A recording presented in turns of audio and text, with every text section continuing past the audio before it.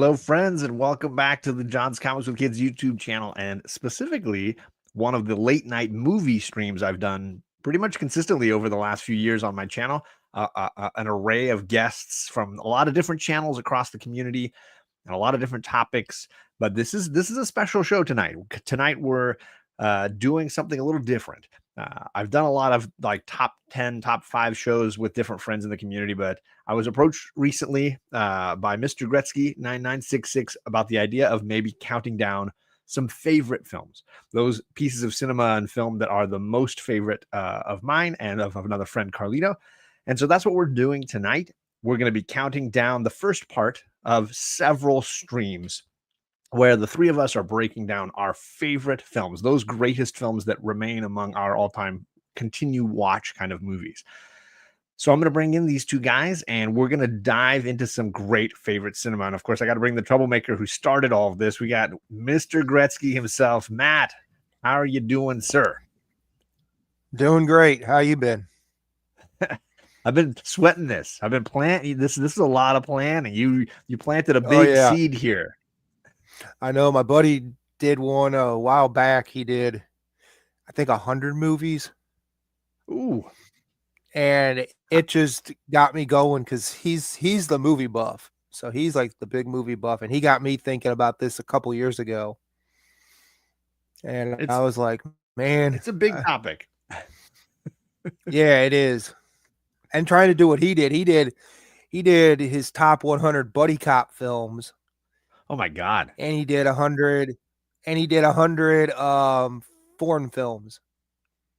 See, I definitely want to do something with foreign cinema, but I got to get Gore involved when I get around to that. But let's bring in the other rabble rouser here. Let's bring in the sunglasses man himself. We got Carlito Classico. What do you mean? Love the Perry shirt. How you doing, man? Hey guys, great to be with you two gents again. And thanks for asking me to do this. This has been fun.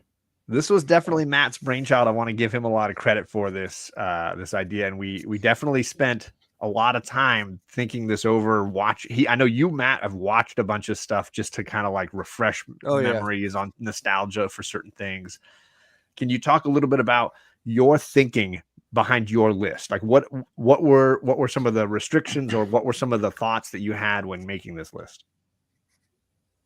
Oh, restrictions. I had a lot of restrictions. I mean, it was like I had to go through and like decide, I didn't want to put like too much of one type of movie on there. So like if I had like comic book movies, I didn't want to put like just throw a bunch on there and say, oh, I love this comic book movie. I love that.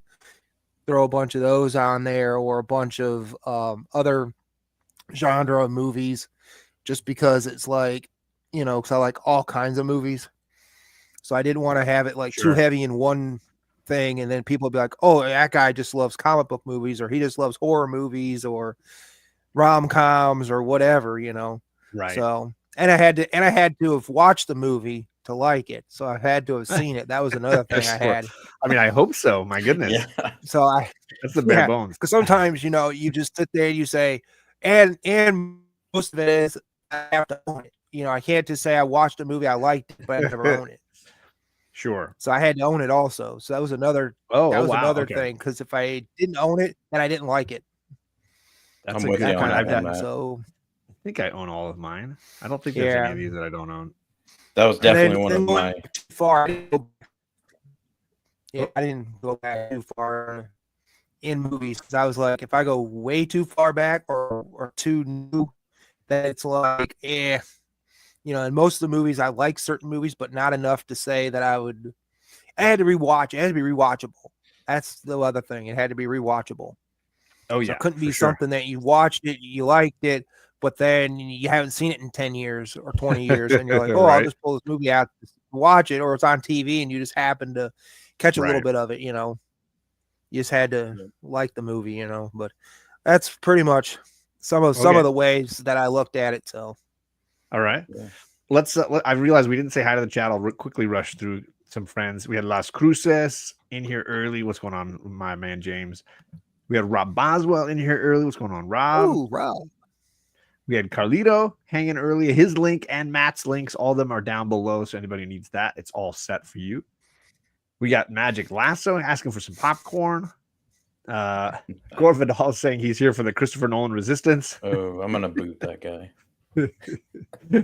We got Gore Vidal, and then we got our man Rod the Rican in the chat. What's going on, Rod? Good to see you, sir. Super Russ is in the chat. What's going on, Russ? Good to see you, sir. Oh, ready to rumble, man. We got the boy who had 7. What's going on, Matt? Another great Matt in our community. What's going on, sir? Too many Matts. Kevin from Entropy and Comics. What's up, Kev? Oh, yeah. We got actual Dracula. What's going on, Drac? He was telling me I got to see the new Nosferatu. He was talking to me about that earlier today. Oh, I heard that was good. But... Treehouse. He says, Soylent Greenest people. Let's see. Nosferatu. Scrolling. Now, if Nosferatu's on your list from the 1920s, the original, right? Yeah, the original. Then I'd be like, where'd you find that? What is going on, Chris? How you doing, sir? Good to see you in the chat. He's been dropping some videos of late. You got to be checking in on Chris. And we got my man, the G-Man, Robert Galvin in the chat. What's going on, Robert? Oh, he's all about the X-Men. Hey, dropping those X-Men emojis in the chat. Awesome. So, Carlito, what about for you? What were some of the restrictions, and what was your thinking when it came to your top 50? What were you thinking? A lot of the same. What Matt had to own it. Or, well, I take that back. There's 1 or 2 on here that I don't currently own, but I have owned at one time, and I'm just upgrading. So they were disappeared when I sold my old Blu-rays or DVDs or VH, or someone kept a VHS that I had of one, which we'll get into later. Okay. But and the rewatchability was probably the number one factor for me in my top 50 favorites. Like Matt was saying, something we had discussed early on when this plan was like the feeling that like you enjoy this and it's a regular watch for you, right? Right. Yes. Because honestly, there were some that I left off just because I haven't watched them in a long time, even though I really loved them. But it's like, well, I haven't really seen that recently. So, yeah, it was a tough list, Gore. Absolutely. Yeah. Well, yeah. I tried not to do recent like Matt, but God, there's so many great Christopher Nolan movies, so I had to put those in there. How about can I flip that for you, Carlito? Can I flip that? Because inversely, in my head, there was an element that I wanted to include movies that left a strong impression on me as a kid that I continue to go back to. So there are some movies, in fact, we're going to get to one in the first few from my list that were like, this left a huge imprint on me when I was young, and I continue to use it as like a touchstone that I go back to as I'm older. So there was almost this like childlike element to this for me, where certain filmmakers like Spielberg kept popping his head up because I was like, he left such an imprint on me when I was a young guy, or Hitchcock, right? When I was a young kid, like watching early movies, like those were the guys that left the biggest thumbprints on me. And then I noticed would routinely pop up as I was making my list. Absolutely. I've got a few of those as well. So okay, not as many from my like college years as I thought there would be, but now, as a reminder for those watching, this is definitely our lists. This is not going to be the greatest historical cinema lists of all time. This is going to be stuff that we really are passionate about, that we care about. So there's going to be some fun had here, some shenanigans had here as we go back and forth between us. The way this will work is we'll start with like number 50. We'll all go around listing our number 50s and then talk a little bit about each one, hear thoughts about those movies from each person, and then move on to number 49. And we'll count all the way down tonight to 41. Then we'll come back and do a few more of these as we whittle our way down to number 1. And then each night, we'll spend a little time, if we've got it at the end, going over some of our honorable mentions, those movies that you might be shocked at home didn't make the cut, that didn't land at in the top 50 for us. Okay, so the only Christopher Nolan movies I like are the Batman trilogies and the Prestige. Great movies. Movies. All great. No Tenet? Come on. I'm saying. All great. All right, well then I'm gonna start off at 50 and I'll continue us around. So I'm gonna do, Carlito's gonna love me because right off the bat, Carlito, I'm going with Memento, a Christopher Nolan movie right off the bat. I love this movie. for me, this is a rewatchability thing that I've rewatched this many times. I know people that feel like they can only watch it once and then they feel like they know the gimmick. For me, it gets richer each time when I can see all the little things that are set up in there, all the little pieces that fit together well. And I've even been able, like I've mentioned on other streams, to watch it chronologically. And it's a whole other experience that I enjoyed just as much seeing laid out, because now the gag is not on the audience. The gag is on, Guy Pearce's character. And you're seeing it almost as like brain trauma, from a different perspective of just watching him and feeling bad for him as he goes through it. Right. So I think this film is creative. It's intelligent. And I saw it in the theater at least 3 times. It's really just a film that I think holds up remarkably well. Performances are strong. Music is strong. Cinematography is strong. So that's my number 50. And then I'm going to pass this over to Mr. Matt and hear his number 50. All right. My number 50, comic book, the movie. Oh, okay. What's that? I don't even know that I know this one. Okay. This is directed by Mark Hamill, where they actually directed it when they were at San Diego Comic-Con for the year. And it's basically they're trying to get this one guy there who's I guess he's like Mark Hamill plays one of the main characters. So he's like a teacher who's written comics and written some fan stuff and drew some fan stuff or whatever. And there's this one old Golden Age comic book that they try to go back and I guess they find the guy who's like I guess he's either the grandson or the nephew. I can't remember. Let me see what it was. It's is he the nephew? I think he's the nephew, I think. Do you know this one, Carlito? Am I the only one that's out of the loop? I know of it. I have not seen it. Okay. And I know the backstory on it. Yeah, and it's basically they do a bunch of they have a bunch of cameos in it, like different people. Like they interview like Kevin Smith. So like while he's going around trying to get him there and everything.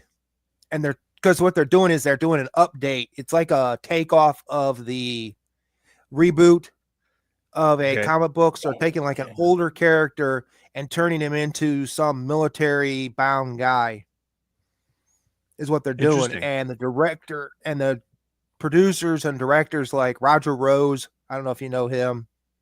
No. The actor.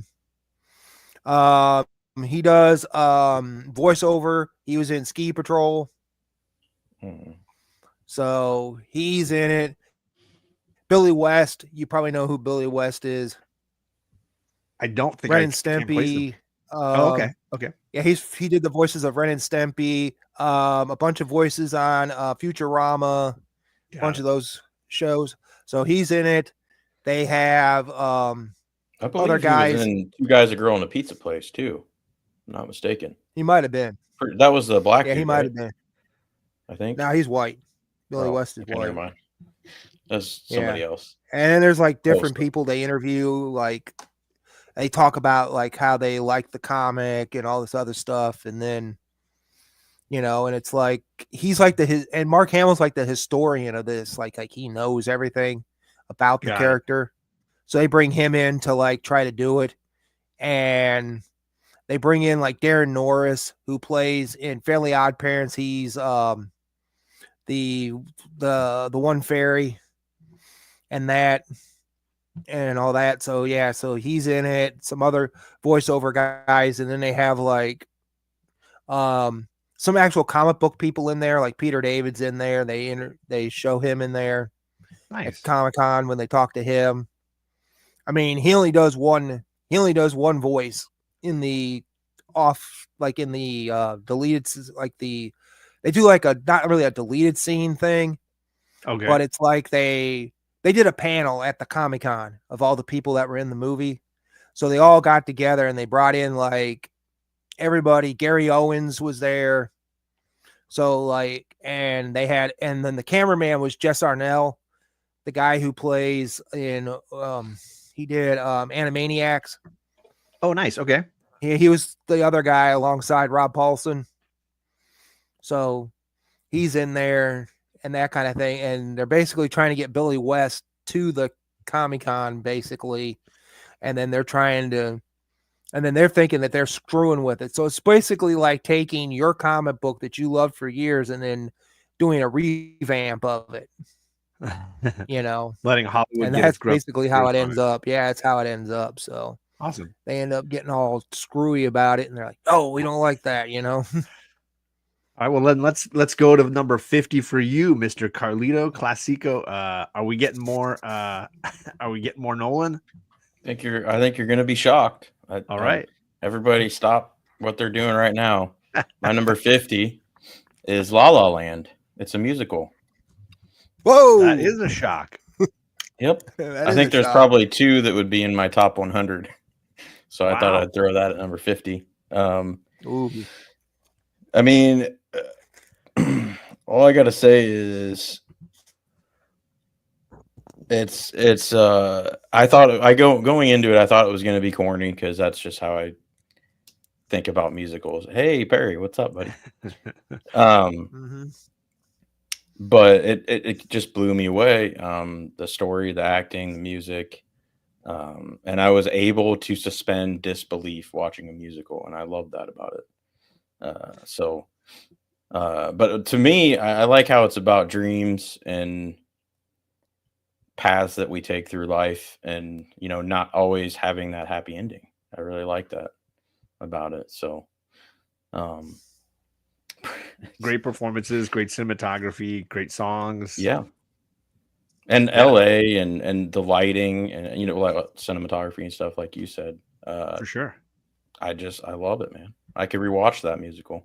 Matt, which I never thought I would say before, with the exception of the Bobby Darin one, Beyond the Sea, which is an honorable mention. However, after the whole Kevin Spacey stuff, I kind of stopped watching that. So, yeah. Taylor Winder is shocked that no Baron Munchausen in the 50 spot for anybody. What's Sorry, up, DJ? Taylor. I hope you're doing well, sir. Ball of disappointment. But yeah, so La La Land. Wow, awesome pick. Stunned by some of the choices here, guys. Anybody have any thoughts on the number 50, or do we want to start number 49?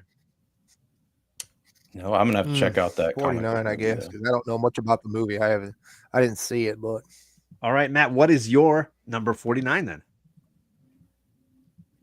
49, which I couldn't find the video to show you, but it's Chitty Chitty Bang Bang.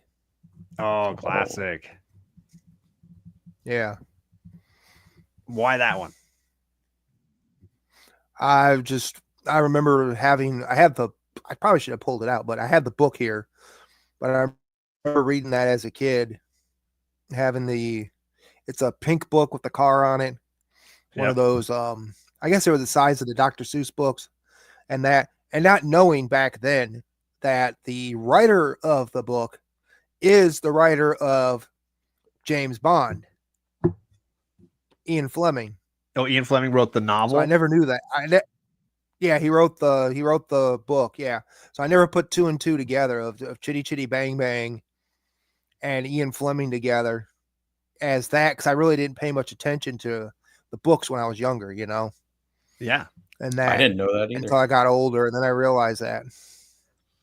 And I can't remember. Is that one of the ones? I know that Roald Dahl wrote some movies and worked on some. I wasn't sure if he wrote the screenplay for that one. Sometimes he wrote some screenplays. I don't remember if he did or not. I can't remember. Okay. I feel like there was a Disney musical he wrote the screenplay for at that time. I know he wrote elements of his stuff into screenplays as well. Exciting. Oh, yeah. Two musicals in the top two, gentlemen. I was not expecting this. Yeah. It's a real good movie. I mean, if you want to watch it, I mean, not to spoil the thing, but I mean, when you sit there and you're watching it and then you realize, oh, they're just out and having a picnic and the guy's telling a story and this is what's going on, you know? Right. The imagination takes over. Yeah. The imagination takes off. And also, if I'm not mistaken, if I've heard that correctly from a Bond guy, on one of his channels. I think the guy who played Goldfinger played in this movie. Oh, did he? Oh, Yes. When you didn't hear his original voice in Bond, they dubbed over his voice Oh, when he played okay. in Bond, but Yeah. because he's German, but they Right. played, but he actually, I guess, talked in this one. So That's funny. you hear how he sounds. That's Interesting. awesome. And a great Dick Van Dyke movie on top of it. So Obviously a legend, right? And somebody who has so many great movies to his credit. He's still Absolutely around, incredible. isn't he? Yeah, absolutely incredible. Yeah. He's 99, going to be 100, I think, soon. Crazy. Gosh. All right, Carlito, number 49. Number 49. Cruel Intentions. Ooh, okay. Good movie. That's a hot button movie. Is But it? I love it. I mean, so I guess the director that did that actually also did Just Friends, Sequel? which is another one of my favorite romantic whatever kind of movies, but it's more of a comedy. Okay. Yeah, but yeah, other than that, he just Sarah did like Michelle this Gellar, Ryan Phillippe. great cast. Yeah. What's her face? Yeah. Isn't the Sabrina. one? I can't remember. What was the girl? It was the one dark-haired from. one. Yeah, she died in. Wasn't Yeah. she the one that died in remember. the one with Spacey, Kevin Spacey, Maybe where he won the Academy Award for it? Yeah, we mentioned Sarah Michelle American and we Beauty. mentioned No, Reese Witherspoon. This is the other girl, the I don't young think Reese so. Witherspoon? Wasn't Reese Witherspoon in is this? it. Yeah, she's in it. But Reese is in it, Marissa, and so is Sarah Michelle Gellar. But I think you were talking about the dark-haired girl that like does the kissing scene with Sarah Michelle. Yeah. Marissa, whatever her name is. Yeah, so But, I wanted to highlight this point because I was actually curious, Carlito, if you had ever seen Dangerous Liaisons, because the film with so there's a film with I think it's Michelle Pfeiffer and oh darn, who are the other actors in that? I'm forgetting already. But the idea is it's based on a book, I believe, that was made into a film and was a very popular film, nominated for a lot of Oscars, and they remade it and modernized it from Revolutionary era France to the modern era in New York. So if you've never seen Dangerous Liaisons, has a great cast. There's Glenn Close and John Malkovich. Really, really good one. That's fun. So if you haven't seen it, Yeah, it's basically the same plot, but set in, if you can imagine, like in France. And Malkovich plays the Ryan Phillippe role, and Glenn Close plays the Sarah Michelle Gellar role. I don't know if I've seen that, but and I want to say Michelle Pfeiffer plays the young ingenue, the Reese Witherspoon role, but I might be wrong if Gore wants to fix that. So if you haven't seen it, there's two versions of this story. Yes, there is a sequel. I've never seen it. I know they were trying to make a TV show or something. I actually think they had 2 sequels. I think there was 3 movies. The third one was straight. Yeah, because they wanted to revise it or something and bring back some of the characters. But I know Michelle Gellar was talking about it, but it never happened. Yeah, I like the American version. So America, no French version. But anyway, okay. I know Gore will love that. But this, I mean, so yeah, it's cheesy, kind of young, troublemaker love story, rich spoiled kids, blah blah blah. But Gore says the original Dangerous Liaisons might be in his top 50, so he's feeling strongly about the play and the novel and the original story. All right, well, maybe I'll check it out. I don't think the French can do it. I don't think the French can do anything better than the story is the same. It's just a different setting, kind of like taking Hamlet and putting it in the Lion King and telling the Lion King. It's the same. The story is the same. Yeah. But man, so that come out in 99. Yeah. So yeah, that was my senior year of high school. Had that on repeat in my CD player in my car. Gorgeous soundtrack. Ladies. So yeah, and it has one of my all-time favorite songs on it, Bittersweet Symphony at the end there. So great music. It's a nostalgia movie for me. Great song. Sure. So I'm sure it hits. See that, and some of my picks definitely fall into that category as well. So this is definitely a movie to see. I really enjoyed it. Oh yes. All right. So mine is the same 90s era. I'm going with a David Fincher film. I'm going with Seven. Oh, yes. Ooh, great movie. It's kind of a horror movie, sort of, John. You could argue, and I do have a love What's in the for box? like serial killer thriller kind of movies, and this is arguably one of the best examples of that genre. I definitely it still gets my heart pounding watching this movie. Great acting across the board. So many wonderful actors. Arlie Ermy as the captain in the police precinct. So great.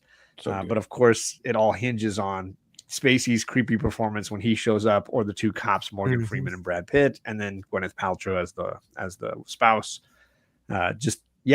David Fincher crushed this. The photography is stunning. The movie just looks amazing. That sequence in the library where you've got Morgan going through the books and Brad Pitt at home going over the case file is still one of my favorite, like, sort of dialogue-free cinema sequences. I think it's just really, really stunning. And absolutely love it. There's a lot of those in that film. After I rewatched it last year, I noticed for sure there's some just scenery. Oh man, chewing it up. I love it. And a lot of rain.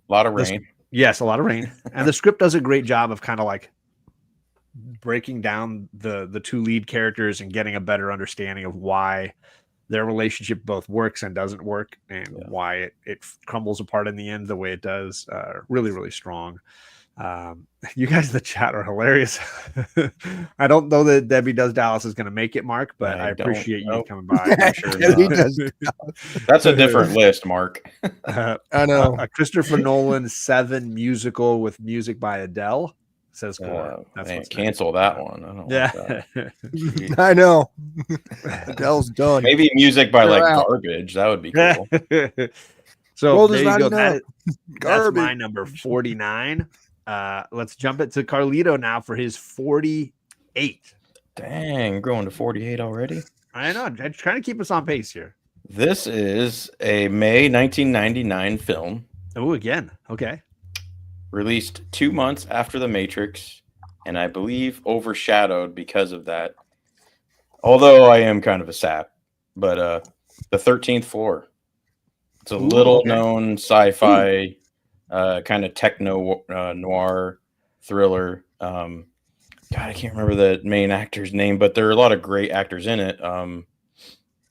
This German dude that was in the X-Files, Fight the Future, forgetting his name right now. I know Gore would know it, but great actor.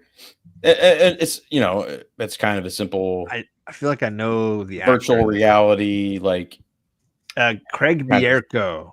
Craig Bierko, yes. And yes. Unfortunately, I think the production company was Weinstein's, so it kind of got shelved and stuff for a while there. But Gore, I think you would like The 13th Floor.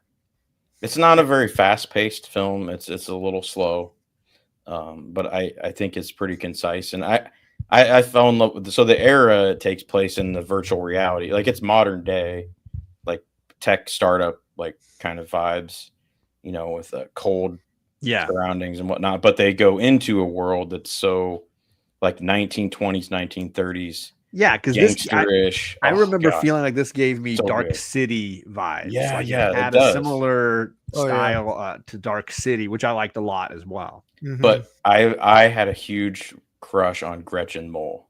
She's great. I mean, come on, I loved her, and I don't even like blondes usually. So there you go. But I guess she's kind of no, she was a redhead in Boardwalk Empire, but not really redhead.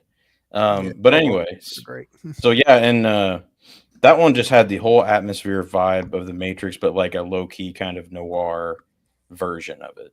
And I think The Matrix obviously was classic, but that one I can always go back to. I'm so glad I got the Blu-ray.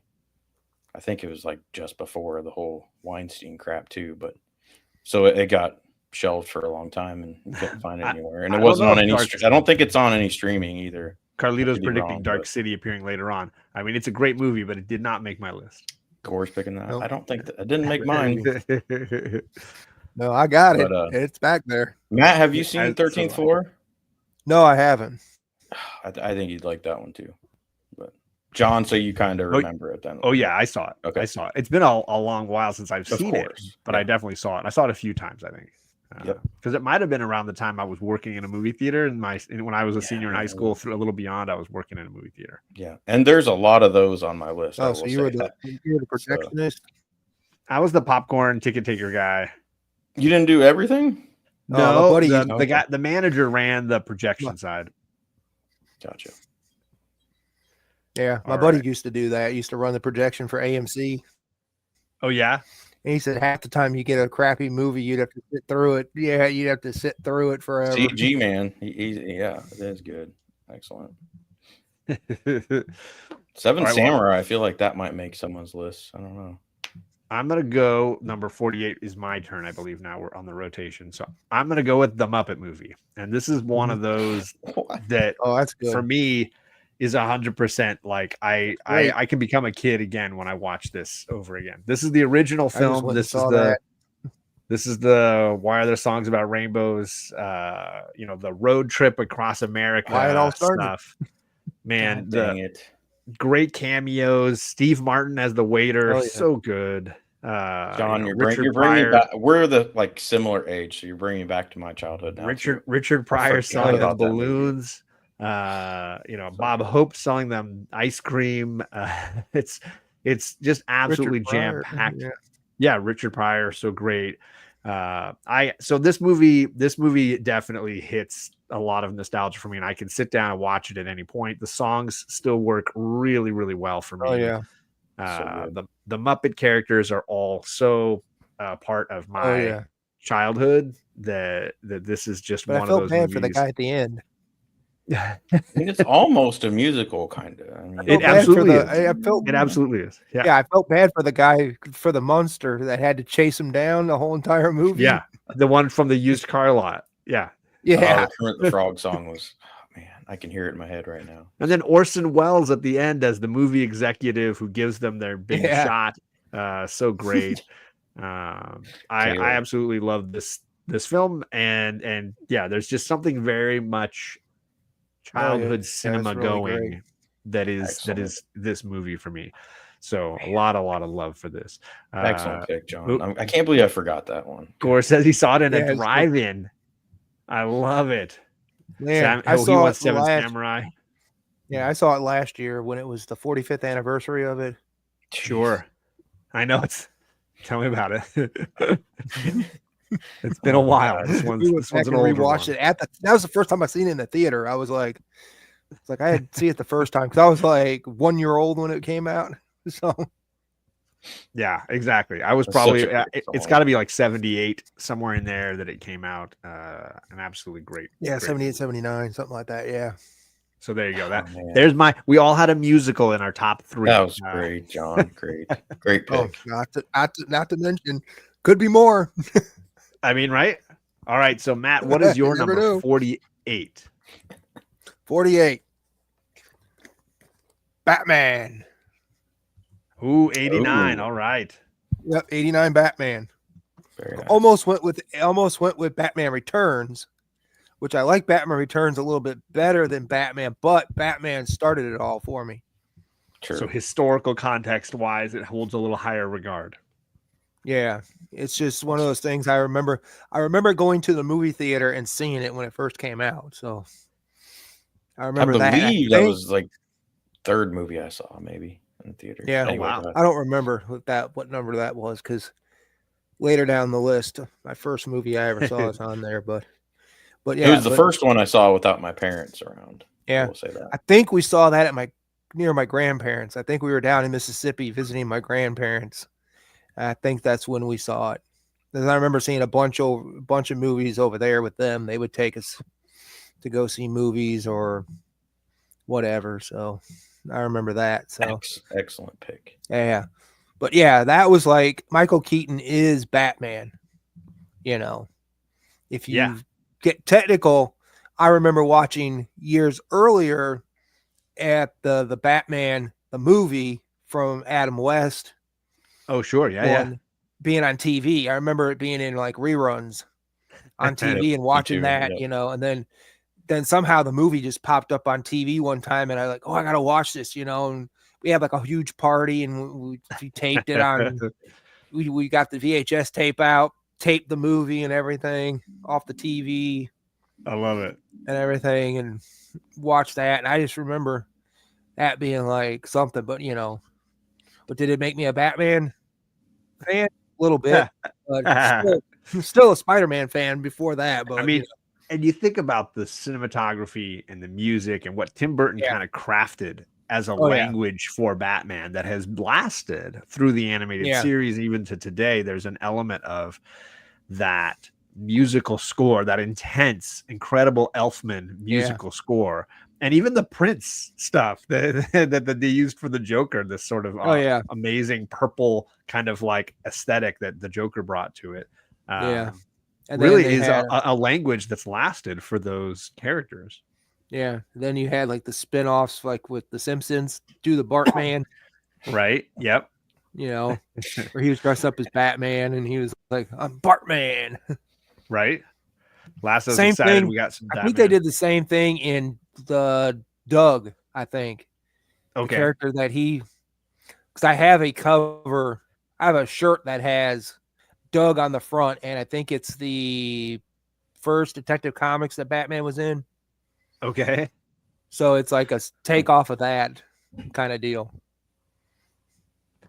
I'm glad you guys are finding these surprising, because again, the point of this is to really get an insight. And Carlito even joked, like, I'm worried that people are going to gain an understanding of my psychology because or psychosis, like however you want to define people that. Are going to think Nolan's Batman's the greatest, but if you really think about it, Burton brought Gotham into the movies. Sure. Well, Nolan did not do that. It felt like to me, by the time you got around to the second movie, third movie, it was like the city was just taken out of it, and it could have been anywhere, any mega metropolitan city to me. So here's what here's what I like about what Nolan did. Obviously, Burton created a Batman cinematic language. What I think Nolan was doing was bringing Batman into our world. He wanted to create a Batman in our world. So he made a Gotham that reflected something from our universe. He didn't want to do he didn't want to do a whole cinematic Gothic thing because it had been done. He wanted to, instead of trying to put Batman into a cinematic context, he wanted to put Batman into a modern era context. And I appreciate it a bunch. I will give Matt, I'll give you that. That's a fair point. One of my few criticisms of the trilogy, but I do feel by the third one, especially when it's in Pittsburgh and on the East Coast and stuff, it kind of loses that Gotham feel. Sure. A lot. And it's more realistic or something, but and then I think Schumacher was too much over the top, and I think he wanted to go back to that cartoony Adam West era, right? But he got really screwed into, we got to make a movie quick because we got to sell toys and Happy Meals. And let's bring up the credit card. Let's like it was like, I think but then Burton didn't like what they had to do with the third movie. Him and from what I read somewhere, that him and Michael Keaton wanted out. They read what they wanted to do, the screenplay or whatever they had. Yeah. And he said, "Nope, this isn't what we want to do. I'm out of here, but I'll be a producer or executive producer on it if you want me to." So he stayed on it. And then when they got to the fourth one, he said, "You screwed my Batman." That's what he basically, in better words, but and Schumacher decided that after the fourth one, they didn't wait. That was their problem. They wanted to jump on the fact that the third one made so much money. And Kilmer said, "I will do it, but I am doing the movie The Saint, and I have no time to do it right now. Wait a year, like we've been doing, where you do it 3 years out instead of 2 years." They wanted it right away. He said, "Sorry." They got George Clooney. One of the worst Batmans, probably next to Ben Affleck. So it was a decent Bruce Wayne, though. I'll give him that. Yeah. Not a very. And good then guy. he turned. Then Schumacher left, and I feel like that first movie that Nolan did was all the characters that were supposed to be in Schumacher's movie. They just shelved it, Maybe. and when Some truth in that. that's what I've heard. I've heard they were going to use the Scarecrow, they were going to do Raja Ghul, Huh. and do all that kind of stuff, and then Curious. he said no. He said no, I don't want to do it. I want to distance myself from the floppity of the fans Well, I not mean, liking his come movie. on, Matt. The toys aren't going to sell themselves. You have to have This is the an truth. advertising vehicle. Yeah. I like Gore's got some great comments about how challenging this is and what Oh, it yeah. says I about know us some as we go movies along. got screwed because they didn't do toys. Or wouldn't have a hard time. We'll get to that point when we get And to hi, that Christina. She's dropping everybody's links in the chat. I appreciate Christina doing that. But I'll give Nolan credit on Batman Begins. Him and Goyer, they have an idea first, and then they bring villains in that complement their story instead of the other way around, which is what I feel they did to Schumacher and they what give him other the villains, and he's got to figure out how to make right. it You work. got to put so and so in, and then you got Yes, to know. You I think that's figure a out flaw your story. that producers always put on Bat films. It feels artificial. All right, I'm going to move us along because we got to get into the 47 now. Okay, And I'm 47. first in the 47s, and I'm going with Pulp Fiction. Yes. All righty. I am not a I almost put that Tarantino on my list. fanboy. I'm surprised it's actually in your top 50. Exactly. A lot of times I give Tarantino grief for his later films that I don't love as much, but I find Pulp Fiction absolutely rewatchable, and a movie that I think is not only cast wall to wall to perfection. Oh yeah, but does a great job subverting traditional film storytelling, and by chopping the movie up and splitting it around, still gives you the hero journey from beginning to end, but chops it into the pieces so that you get certain characters telling certain parts of the journey. And he I probably think inspired Nolan. Really I mean, well. come on. Oh, I mean, he inspired so many people. You know, you don't have a Guy Ritchie without a Tarantino. I mean, think about it. He worked at a movie theater or a video store. Well, all he did when he was a kid was sit around and watch movies all day. Yeah, that's what he wanted to do, was make movies. So he did. And as much as I love a lot of his early films, this is the one that I feel like has the most cinematic elements to me, as far as the elements that feel like they belong on a big screen. Oh yeah. And you know, the things he does to bring John Travolta back to the limelight, or elevate people like Ving Rhames or Sam Jackson and give them a lot to do, scenery to chew, or Harvey Keitel. And this was a great time for Bruce Willis when he was really coming to his own. And this role as Butch is so good. Just a really great film. This would be most likely, Gore, the only time you're going to hear me talk nicely about Quentin Tarantino. But this movie is No Kill Bill. It's iconic. Definitely No Kill Bill. This is I think of his films is the one that I will rewatch the most. Yeah. Because he did Jackie Brown after this?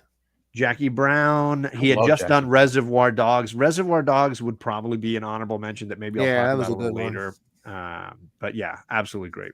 Thank you. Very surprising. Yeah, I'm surprising some people in the chat. Yeah, because a lot of directors wanted some of those scenes in their movies. Absolutely. From Reservoir Dogs, like how he did certain things. They were like, yeah, I want that and I want this, but I don't know how to do it, you know. So let's throw it to Matt for his number 47. Okay, 47. Rocky Horror Picture Show. Oh, great one. That is awesome. Awesome movie. Have you ever seen it live with an audience? No, I haven't. What? I always miss them. I really want to. They actually had, a few years ago, they had the cast of them come to one of the Comic-Cons here. This is surprising me too, Gore. We've got 2 musicals from Matt in his first 10. I'm absolutely loving this. I know. But having that come, and I know a bunch of people met him. He had come a couple years ago. Tim Curry. Oh, I love had come Tim a couple Curry. years ago, and I know Legend met him. I know that.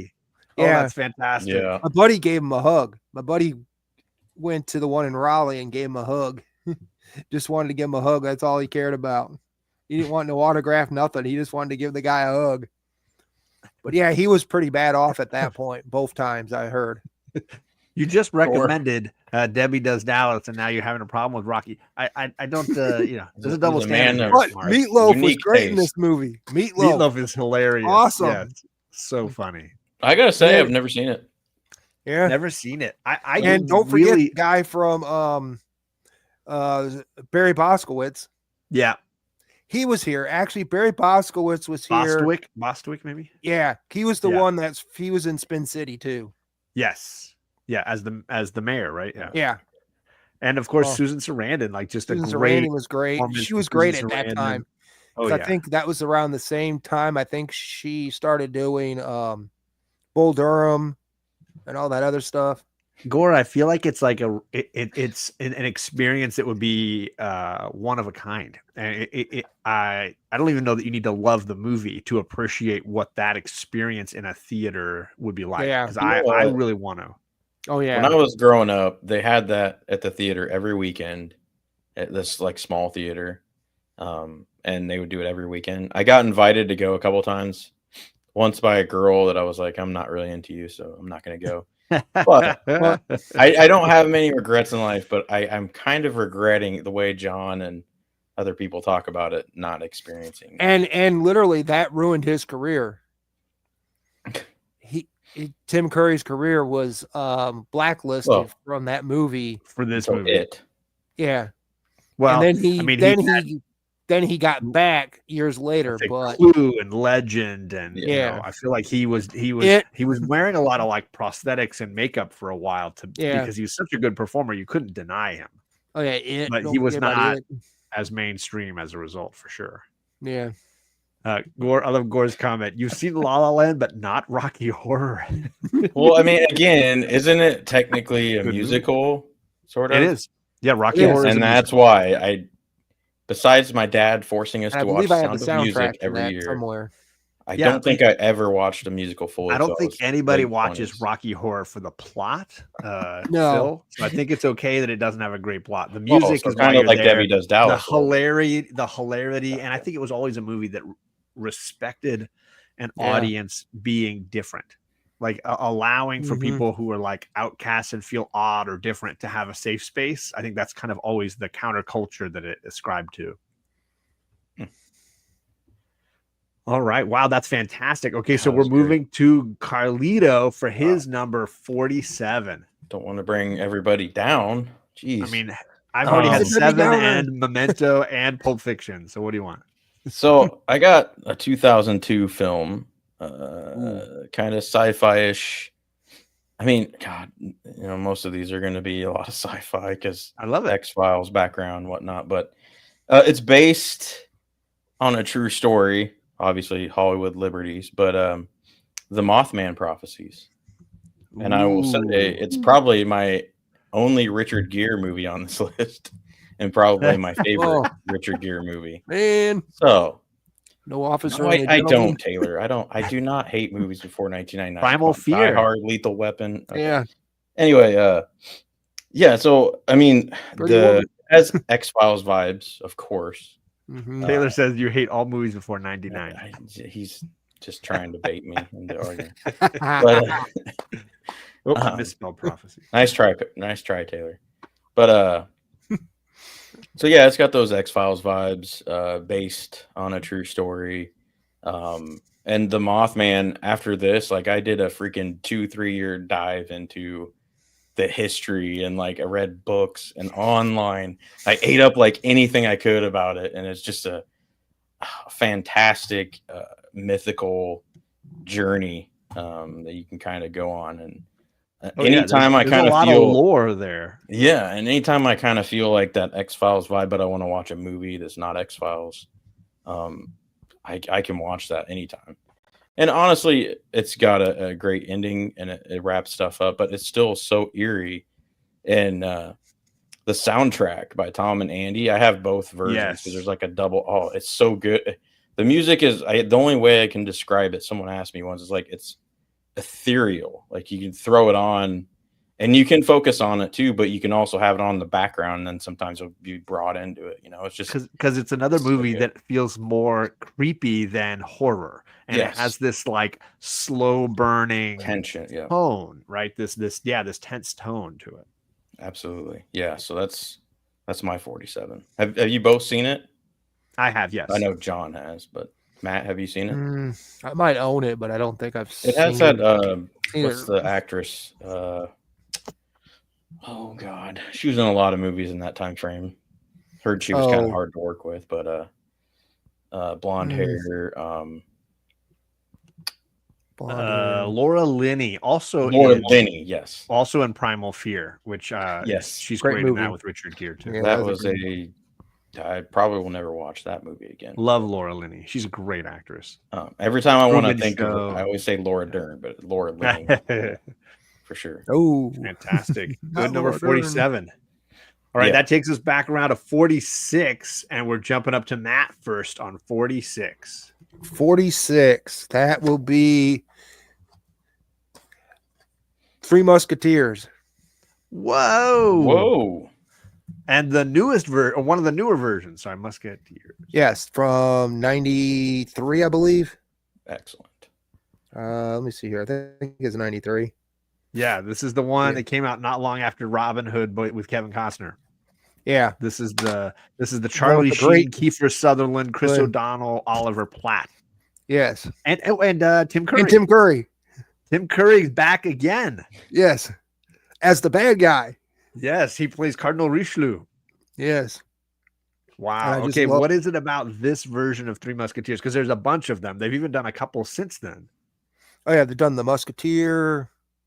Well, they did the Man in the Iron Mask with Leo, but then they've done another Three Musketeer version, and of course, there's several classic versions as well. I think Earl Flynn did one. I think he did, and then what was the there was one in the like early 80s. They did 2 or 3 films with the same actors, and they were really good. They're on Amazon usually, free streaming if you've got Amazon Prime. But yeah, this was a great movie back then. I remember seeing it in the theater, going and watching it. And so just one of those movies that, and the soundtrack is great because it had the main theme had Bryan Adams, Sting, and Rod Stewart. And Rod Stewart, there it is. Amazing. Yeah. Had all 3 of them. The 3 Songketeers. And I forget, I think it's on Bryan Adams.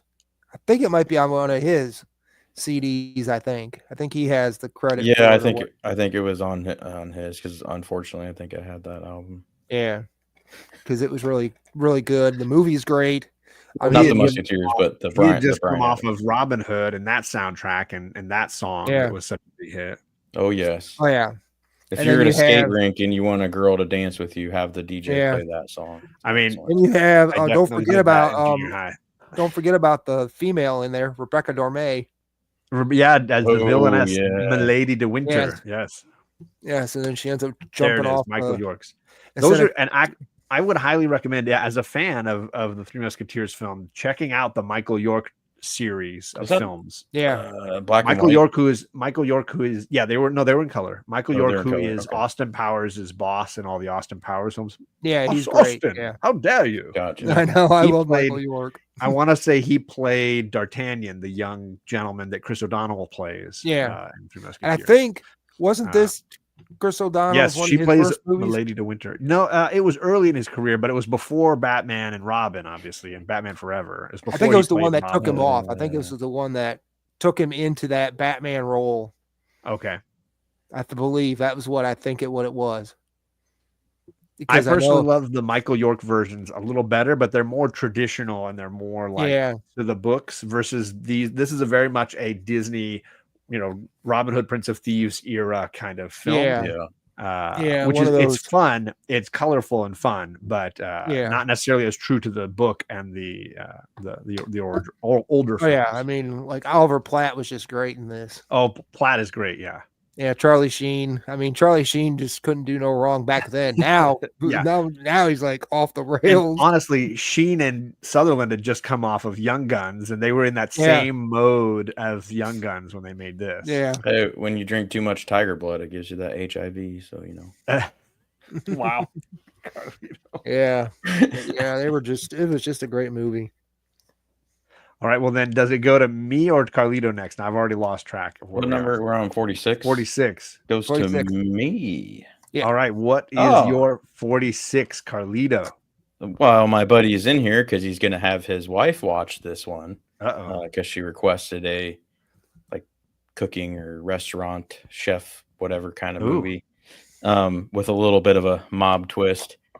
Dinner Rush from 2000, directed by Bob Giraldi. I'll look that one up. And it has God dang it, actor. Danny he's in The Aiello. Professional. Danny Aiello, thank you. I always Yes, forget I've his seen name this every movie. time. Oh, it's been a long time. It's since so I've seen it. subtle. It's a slow burn. Yeah. It's not very exciting, but it's pretty concise, and the ending is well worth it. So, Doesn't it take place in a very short time period, like in one night or something? It's basically more or less 1 or 2 nights. Occur in one evening at the restaurant. Yes, it occurs in one time frame at the restaurant. So something happens before at the beginning, but then Yes. the rest of it is basically all. Yeah, it's underrated. I believe Churchill, Right. my buddy, who's related to Winston Churchill, by the way. Which Oh, really? His movie might be on my list later. Actually, a couple of them. Think about it. But yeah, I think it's on Amazon now, finally. But for years that was unfindable, and I had to keep my DVD because I couldn't get it on anything else. But yes, so he is the bartender, and he plays the bartender great in that one. Mm-hmm. Yes, John Corbett. Yeah, John Corbett. There's a lot of cameo actors and actresses. There's even one that I couldn't stand at the time, but I don't mind her in this film. I think she plays a food critic or whatever. But yeah, like I'm not surprisingly, I really am not into the whole cooking restaurant stuff. I don't watch the TV shows. I can't stand it. It's just not for me, you know. But I could rewatch this anytime, pretty much. It's so good, and it has a couple actors that were not known in it. Then yes, Sarah Bernhardt. Oh yeah, but one of them plays like a waiter, or no, he plays a chef, actually, sous chef. I think he's having some tough times, and he later goes on to play in Fringe as the agent to the blonde-haired on something. Oh yeah, Anyway. yeah. But he wasn't on that show for more than 2 seasons, I don't think. Yeah, he died early, I The think. Puerto Rican dude, he's pretty cool Yeah. though. But Kirk Acevedo. great film. Yep. Yes, From Kirk Acevedo. Band of Brothers. Yes. Yeah. He did a lot of great stuff after that, but he was kind of unknown at that point. So Sure. but I always recommend that one. I'm stunned by some of these because I haven't seen this movie since it originally came. I think I was at a video store when this came out, and I saw this. Course, yeah. Great movie though. Wow, what an offbeat pick. I mean, the dialogue, the banter from the bartender, and just the whole. It surprised me the first time I watched it. I will say that because I just wasn't expecting to be as into it as I was, and I really, it stuck with me. I really love it. So wow, honestly, I think that's probably my favorite Danny Aiello performance. So sure, I mean it's a pretty great one. So thanks. Wow. Okay. So 46. I'm gonna go heavy. I'm gonna go with our first war film that we've had up to now. I'm going with Glory with an incredible cast. Awesome Matthew movie. Broderick, Cary Elwes, Denzel Washington, Morgan Freeman. Andre Didn't he win the Braugher. Oscar for that? Denzel was nominated. I don't think he won for this. I thought he won for supporting actor. The music for this is almost the main reason I pick it. It's just so like you can just hear a couple of pieces of it, and it just hits hard. I've got that score. Absolutely a phenomenal bit of cinematography as well. It captures what I would imagine being on a Civil War battlefield might be like. And then it, of course, highlights an often under discussed element of the Civil War, which is black soldiers fighting for the Union. And like I mentioned earlier, the cast is just uniquely, remarkably impressive, and everybody has moments to shine. Obviously, that moment when they're whipping Denzel is like just absolutely mind-blowingly good. Oh yeah. And you see Matthew Broderick in a totally different light. You know, I know he had struggled coming out of Ferris Bueller to be something other than that. And Oh yeah. Carrie Elwes was the Princess Bride lead. You know, he was that for life if it weren't for things like this or Liar Liar, where he could do something different. And then all the African American actors in this, so superb. My daughter loves Brooklyn Nine-Nine, and when I showed her this, and she's like, "Is that Captain Holt?" As you know, Andre Braugher now as this young guy. Really, oh my so god. Andre, this is one of Andre Braugher's Got the glasses, big right? movies. Yes, Yeah. The one who worked for Broderick's family in their house, and then signs up to be a soldier, but has a great arc, a great journey with him and the battling issues he has with Denzel. So strong. Donnie is in the chat. What's up, Donnie? He says yes, Denzel did win the supporting actor Oscar for Glory. So there you go. Is that James Horner that did this score? Yes, it was James Horner. Washington was awarded the Medal of Freedom today at the White House. Absolutely incredible. And it won for cinematography and for sound. Donnie, I appreciate you, sir. Good to have you in the chat. So yeah, this I don't have a lot of war movies on my list, but this one is one that I have seen many, many times and will absolutely dive in at any point. Yeah, I could watch that anytime. I think we're at the halfway point and we're at the 1 hour mark. So I guess I'm doing pretty well keeping us on time. So good job, teacher. So Carlito, I'm throwing it over to you for number 45. 45. I think this is going to be another surprising pick for most people. It's I don't know if I'd really call it a horror. It's more of a psychological thriller. Okay. It's from 2009. And it's not very well known, and it's not very well rated by Rotten Tomatoes. But on IMDb, it did get a 6.9, which is basically a 7 in my book by fans and stuff. So, Triangle. And it has. Heard of this one. I don't think I've heard of that. I've talked about it with. There's a couple different movies called Triangle, so you got to pick the right one. What year was it again? 2009. This one is a UK. It's got a blonde girl, which of course I'm forgetting her name. Oh, which one was which movie? Which movie was she in? I'll just look it up. This is Melissa George. Yes, Melissa George. Thank you, John. No, sorry, I'm trying to stay on top of it so I can offer some insight here. So it's kind of like, this just came to me. It's kind of like a Groundhog Day in hell. Ooh. But it's not funny. It's not folks that want to know. It's not funny. But it's terrifying. I don't know if you want to read the synopsis or not, but I can't. Long story short, her and I believe it's her daughter, it's her child, get in a car wreck, and she was kind of irresponsible, and then things kind of go downhill and kind of get crazy after that. So it has to do with a boating accident, it sounds like. Yeah, sort of. A 2009 British film, right? Yes, UK. Okay. So would that be considered a foreign film? No, I mean it's in English, so only if it speaks a different language. Yeah, there's no subtitles, I don't believe. Oh, okay. So, yeah, Gore. I think Gore would really dig this one. I know Dan loved it after he watched it. After I recommended it, it's so. I can't even describe it without ruining it, but it is definitely a psychological thriller, and those are my favorites. I'm not really into body horror stuff, so yeah, it screws with your head. And after I got done watching it, I think I first saw it. I want to say it was during the whole pandemic thing. Okay, so I don't think I saw it before that. I'd never heard of it, but of course we were all inside and looking online for stuff to watch and whatnot. And I watched that and I was like, holy crap, what is this? Yeah. and it just blew me away and stuck with me. And Is it one? It sounds to me, knowing you, it sounds to me like a movie that you rewatch and get new pieces out of it each time. yes, I had to rewatch it a second time. Like, I don't know if it was the next day or the next weekend or whatever after, but the first time watching it, it didn't make any sense, and I was thinking about it all the time. And then second time, it got a little bit better, and you kind of understand more of what's going on and the psychological things that are going on, and also physical things that are going on. So, Okay. yeah, yeah. Gore says it So. sounds like the upbeat stories I usually watch and read.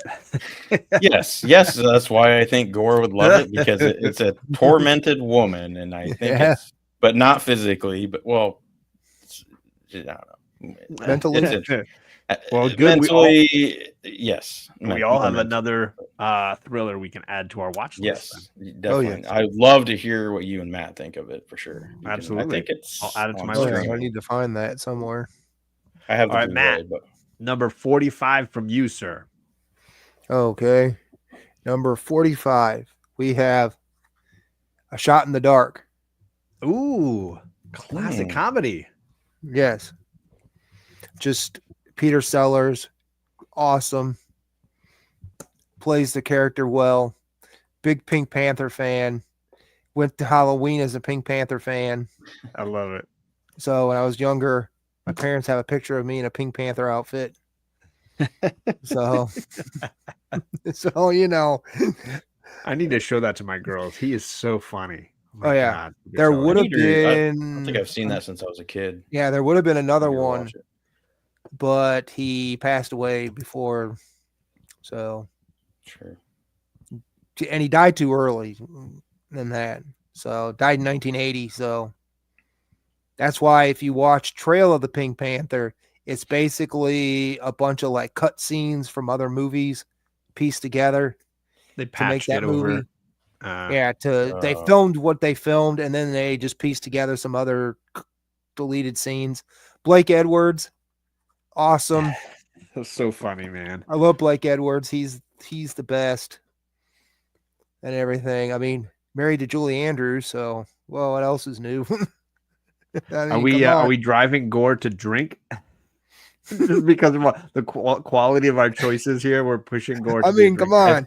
You can't. I think he thought we were super predictable, and now he's starting to question himself. I know. Yeah, he's learning a lot about us tonight. I mean, they've done 11 of these movies. Come on. Really? I did not even know that. Yeah, they did. I don't want you to. How many can you count off? This is scary. Okay, this is the first. This is the second one. Okay, so the Pink Panther is the first one. This is the second one. The Pink Panther Strikes Again, I think, is next. Then Return of the Pink Panther. Then Revenge of the Pink Panther. Yeah, because Shot in the Dark's the only one that doesn't say. In between all that, I missed the one in between all that was the one with Alan Arkin, which was Inspector Clouseau that he did. So that was 1968 while they were on hiatus between this movie and the other one in 1970, whatever. And then he dies. They do Trail of the Pink Panther. No, you don't. You can't count the ones without Peter Sellers. No, that's not. Yeah, and then there's the Son of the Pink Panther, which was the one with Ben, whatever that guy's name was. I can't think nobody of his name. cares. The foreign guy. How do you try to do those movies without?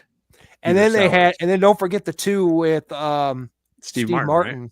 Yeah, he did too. So I mean, I love Steve Martin, but he's not the right guy. They were going to do another one called The Romance of the. I would go with Martin Short before I'd go with Steve Martin for that. Yeah, it was supposed to be Romance of the Pink Panther, but it didn't get made. So yeah, he passed away before it could be done. So well, I'm just glad some Peter Sellers getting some love here because Peter Sellers is one of my favorite actors. So he'd be in one of my top 50 actors probably. Well, it sounds like Matt's already thinking of the next show. No more 50. I'll do 10. I don't know if I'm going to do 10. I'll do 25. I'll do 25. I mean, I would say probably go by decade.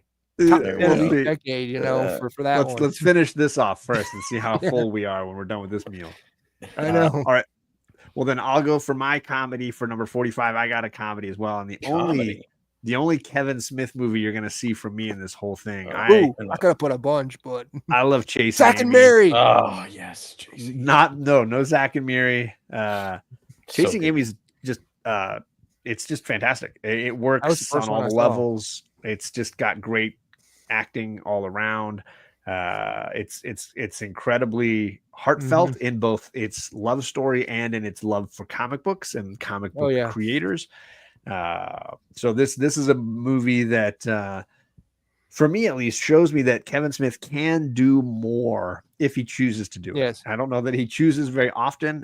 This and Dogma are the movies that I think are him trying to do more. I enjoy his films.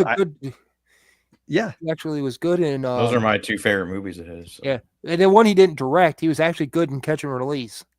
Yeah, and he's a very talented gentleman. I just think sometimes he doesn't necessarily dig too deep under the surface to get at the emotion underneath. And this is an example where he did, and I think it absolutely is a phenomenal film. As a result. Joey Lauren Adams. Oh my god. Yeah, Joey Lauren Adams is great. I'm struggling to remember who plays Banky, his partner, his writing partner, Ben Affleck's Oh, Jason partner. Lee. Jason Lee, so good. Mastodon, I'm surprised. Jason, I think you would love these Matt films. Damon was in it. Matt Damon and Brian O'Halloran. Oh, Donnie, I think you'd love. They were the executives. The executives trying to buy the rights. Yeah, for MTV executives. I would say Donnie, as long as you're okay with the crude humor, I think you'd get a lot out of it. I think they're really good. And this one in particular has a deeper thought going to it. Something a little more, having something bigger. We got JP Budget in the chat. He must have just finished his live stream. Yeah. He says, I want to say it's John to give him a hard time. It's probably Carlito. Hey, JP, whatever. I mean, my list is full of all the normal pretentious qualities that I have. I mean, Kevin Smith, I could have put a bunch of his movies on there, but this is probably my least I didn't want to fill it up with all him, Just go ahead and say I tend to be the kind of person that picks filmmakers I love and make sure that they're represented somewhere. I mean, for an honorable in the case of Kevin Smith, this is his only inclusion. Kind of like Tarantino had his one shot. This is this is. I mean, it's like I didn't want to shot. I didn't want to say because Kevin Smith, I saw that movie. That was the first time I saw that movie was on TV. Okay, and I've seen it probably 25 times. Buddy Christ. He will know. Yeah. He should know about it. He should. Everybody needs 25 times. So, I mean, that movie's a great movie, but it's probably the favorite. Then I went back and watched Clerks. Okay. And then I went back and watched Mallrats. And then Mallrats 2 was great. I never saw Mallrats 2. Mallrats was one of my least favorites of his. So to see him return to that was kind of like, I don't know. Mallrats 3 wasn't. Mallrats they did 2. 3 Mallrats movies? No, not yet. They're doing Mallrats 2. They're doing Mallrats 2. Okay. Oh my He's trying to do Mallrats 2. Now, I don't know if that's going to take off. We need the trilogy. We need the trilogy. He's talked about doing a second one, but he did all 3 of the other ones of Clerks. But Clerks 2 was great. I love Clerks 2. Was supposed to be, I think, recently. I haven't seen 2. I think it's Rosario Dawson looking smoking hot. That's all you got. And then the third one, the ending of that third one threw me off. Threw me off. Okay. And the girl I met while I was there in the theater, afterwards, we started talking because I was waiting for the end of the movie, the credits to go. She's friends with Brian O'Halloran. So she didn't know she wasn't told what the ending was. Okay. So she basically found out. And she was like, I'm going to have to call him. It's kind of like comics, Donnie. There's always more. There's always more. And what I thought about it was when I was watching the third one over like the others, I was watching the third one in the theater. I remember sitting there going, okay, this is like, here's the third one, but it's like him rehashing his heart attack. Yeah. And that's why I felt like that the character of Randall was him. Like, okay, I'm going to push this. I'm going to push this. I'm going to push this. And that's all I'm going to talk about because I saw Kevin Smith in Comedy Club here, Charlie Goodnight. Oh, okay. So when he came here, but that's all he talked about was basically the heart attack And my ex-wife said the same thing. She said, if I have to hear him talk about the heart attack one more time, I'm like, yeah. I mean, it was like anything he does the exact same thing when he's on stage. So all those comedy things are basically how he met everybody, basically why he does it, and then the heart attack recently, and that's all he ever talks about. And I'm like, I understand that was like traumatizing. You almost died and all this stuff. But maybe we don't need to hear about it. Yeah, we don't need to keep hearing about it. And you keep bringing it up to the point where people are just like, move on, dude. And then his horror movies were terrible, I heard. I liked, was it Red State? I thought that was kind of funny. It was Red State and Tusk. I never saw Tusk. But let's get on to 44 from Matt. 44. Let's 44. Jump over. This is an animated movie from Disney. Oh, okay. And it's The Great Mouse Detective. Ooh. Oh. I think I would not have predicted that one. Which has one of the best villains in it, played by Vincent Price. And then isn't Basil Rathbone the voice of the mouse? Yeah. He's am I wrong in that one? I'm trying to remember. I'm trying to think. I don't remember who the guy is. Tell us a little bit about why you picked this one. This is probably, out of all the Disney movies, this is the one that resonates with me the most. I mean, I just love it. I go back to it. I remember seeing it in the theater, so back in '86.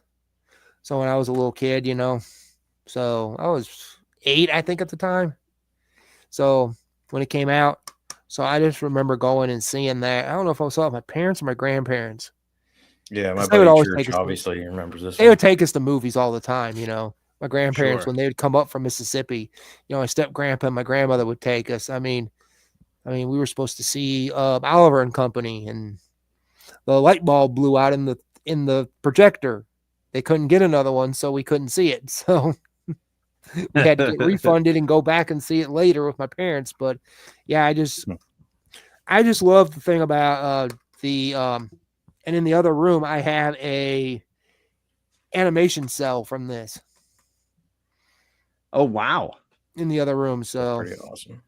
And then so I forgot that it's the Mouse Detective is based on Basil Rathbone's performance as Sherlock, and so they named him Basil. Yeah, but he's not. It's voiced by Barry and Ingham. Behind me, I got the 3 pops from this movie. So, oh wow, and the little PBC figures of Basil and his partner.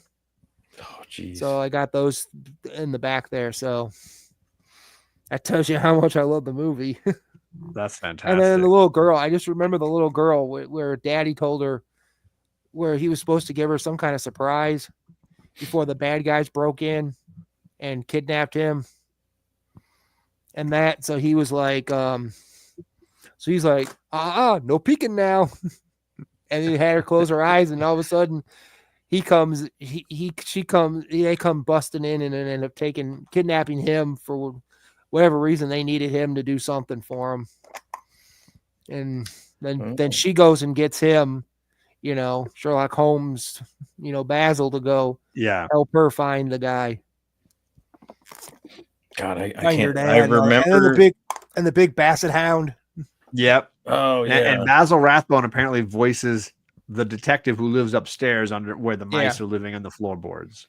Oh yeah. He voices Sherlock in that. Mm-hmm. Fantastic. Good pick. Yeah, excellent. Nice to see some animated movies represented already. Oh yes. I don't think I've seen that since I was a wee lad. All right, so I think we go to Carlito next for his 44. Yeah, 44, buddy. 4. By the way, we've got it's actually based on a book guy in the chat. Yeah, let's see, number 44. Let's talk about pretentious. The Way of the Gun. Ooh. By Christopher McQuarrie in 2000. Ooh, yeah. 49% Metacritic rating. It's a very is it Ryan Phillippe in this too? Oh yeah, Ryan Phillippe. God, Ryan Phillippe there. You just made me. Man, maybe I should go back and edit my rest of my list. I hope he's not. He's in the Lincoln Lawyer. If you want to include that one later, it's a good movie. But it's like a modern day Reese Witherspoon. He was. Yeah, and I think they got married after Cruel Intentions, if I'm not mistaken, or maybe they Yeah, were I think married that's before what it that. was. Yeah. Yeah, I know. My buddy Church loves this flick. I know we've Taylor's rewatched it making. a few times. Yeah, it is great. It's got a little bit of a opening dialogue that's controversial, but Benicio it's del also Toro's got great and Benicio everything. del Toro. Yeah. Oh yes, great guy. Oh God. He just recently passed away. He's in The Godfather. Sonny. He played Sonny. James Caan. James Caan. Yeah. The guy that played the old dude on The Walking Dead. I mean, it's just the cast is loaded, and a lot of them have very minor roles, but it's just so. It's basically a modern day Western kidnapping plot kind of deal. Yeah. And Gone awry. It's gone awry, and it just gets deeper and deeper, but it starts out with these two drifters and like a monologue that I don't know, it just captured me as soon as it started. And that's one, like, if I'm feeling kind of existential crisis, I can throw that on and enjoy it. But also the soundtrack is great. I don't remember any songs, but I do have the score, and it's amazing. Wow. It's got like a modern Western-y kind of vibe in it, but the shootout at the end is awesome. And James Caan is awesome in that too. So he's good in everything. Yeah. So that's definitely. So Westerns. Have you seen that, Matt? Comeback. No, I haven't seen that one. I've heard of again, it, I think a movie you it. wouldn't have without Tarantino. Another movie that's like, it seems Possibly to be built a little bit on his style and aesthetic. Yeah, I think a little bit. Awesome. Tarantino-esque.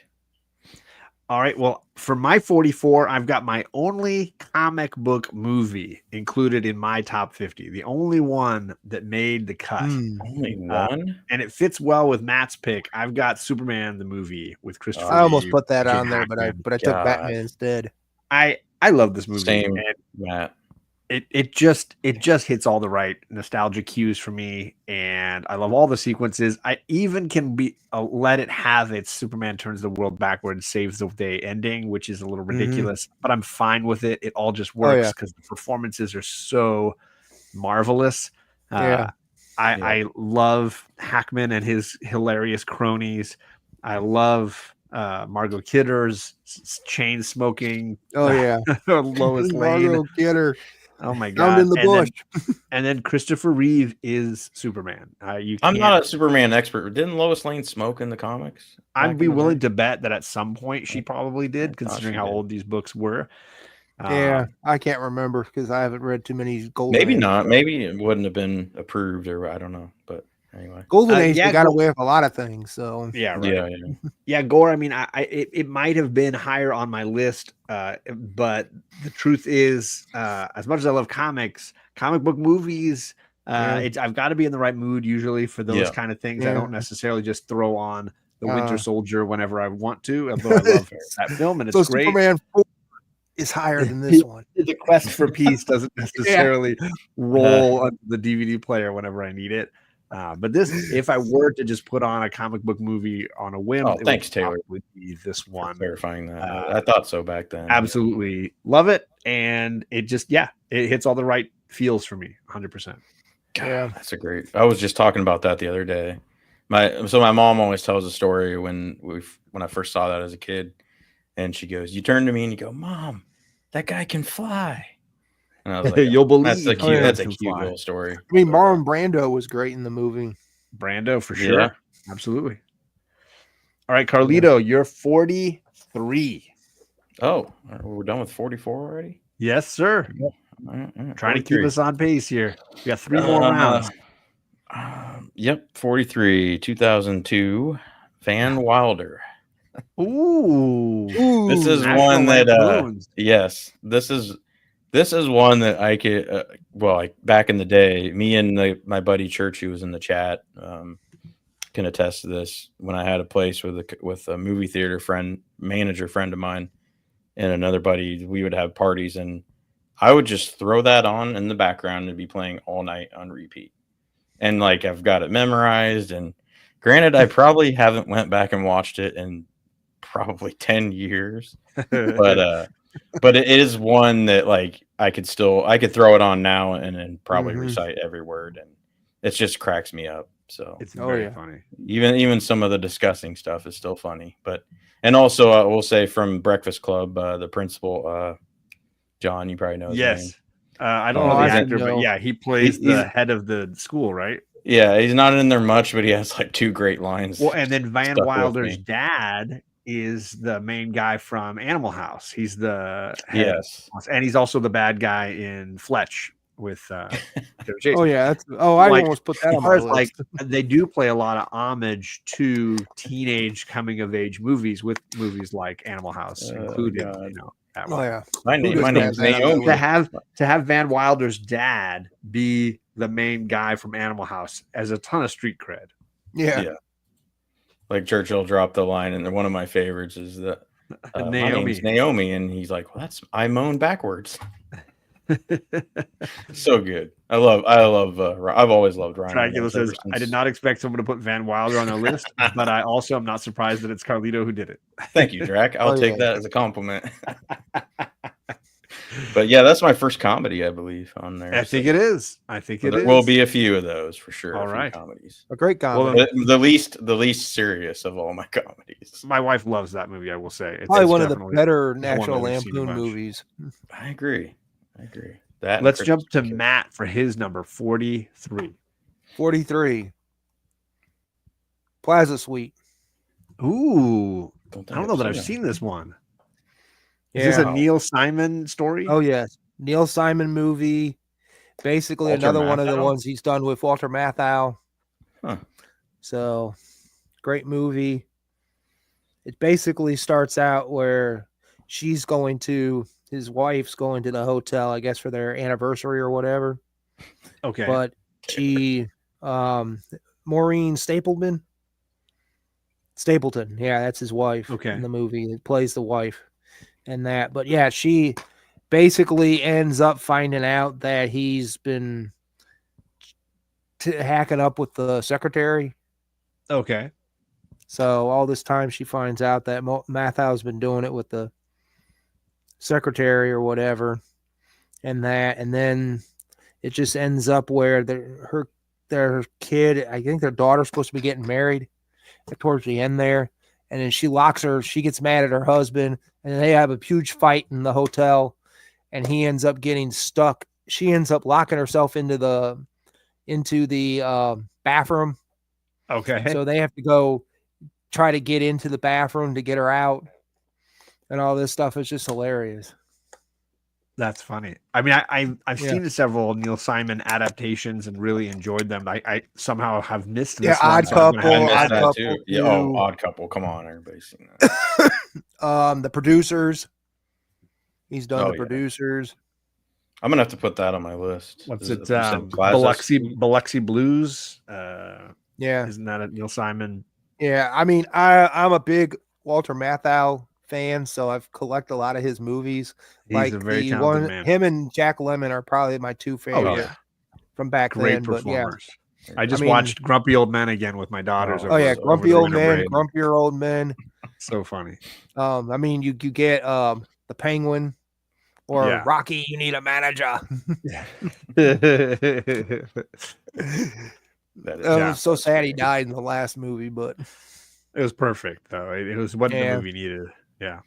yeah, the Awesome old man. pick, Matt. That's fantastic. Yeah, I just So love now that movie. I got another movie to add to my watch so do list. I. So do That's I. fantastic. Oh yeah, And I'll keep the comedy train going with an 80s comedy that it was just mentioned by Carlito. I'm going with The Breakfast Club. I got Yes. my John yeah. Hughes inclusion. This is a movie I watched a ton as a younger man. Yeah. And absolutely loved all the portrayals of all Oh, the yeah. different characters. does it hold up? Oh, it totally does. I think it does. I Some watched think it people holds say up it doesn't. Some remarkably. people have I said they've gone disagree, back actually. and like critics have gone back and said it. Oh, It doesn't there hold you up. go. Some of them.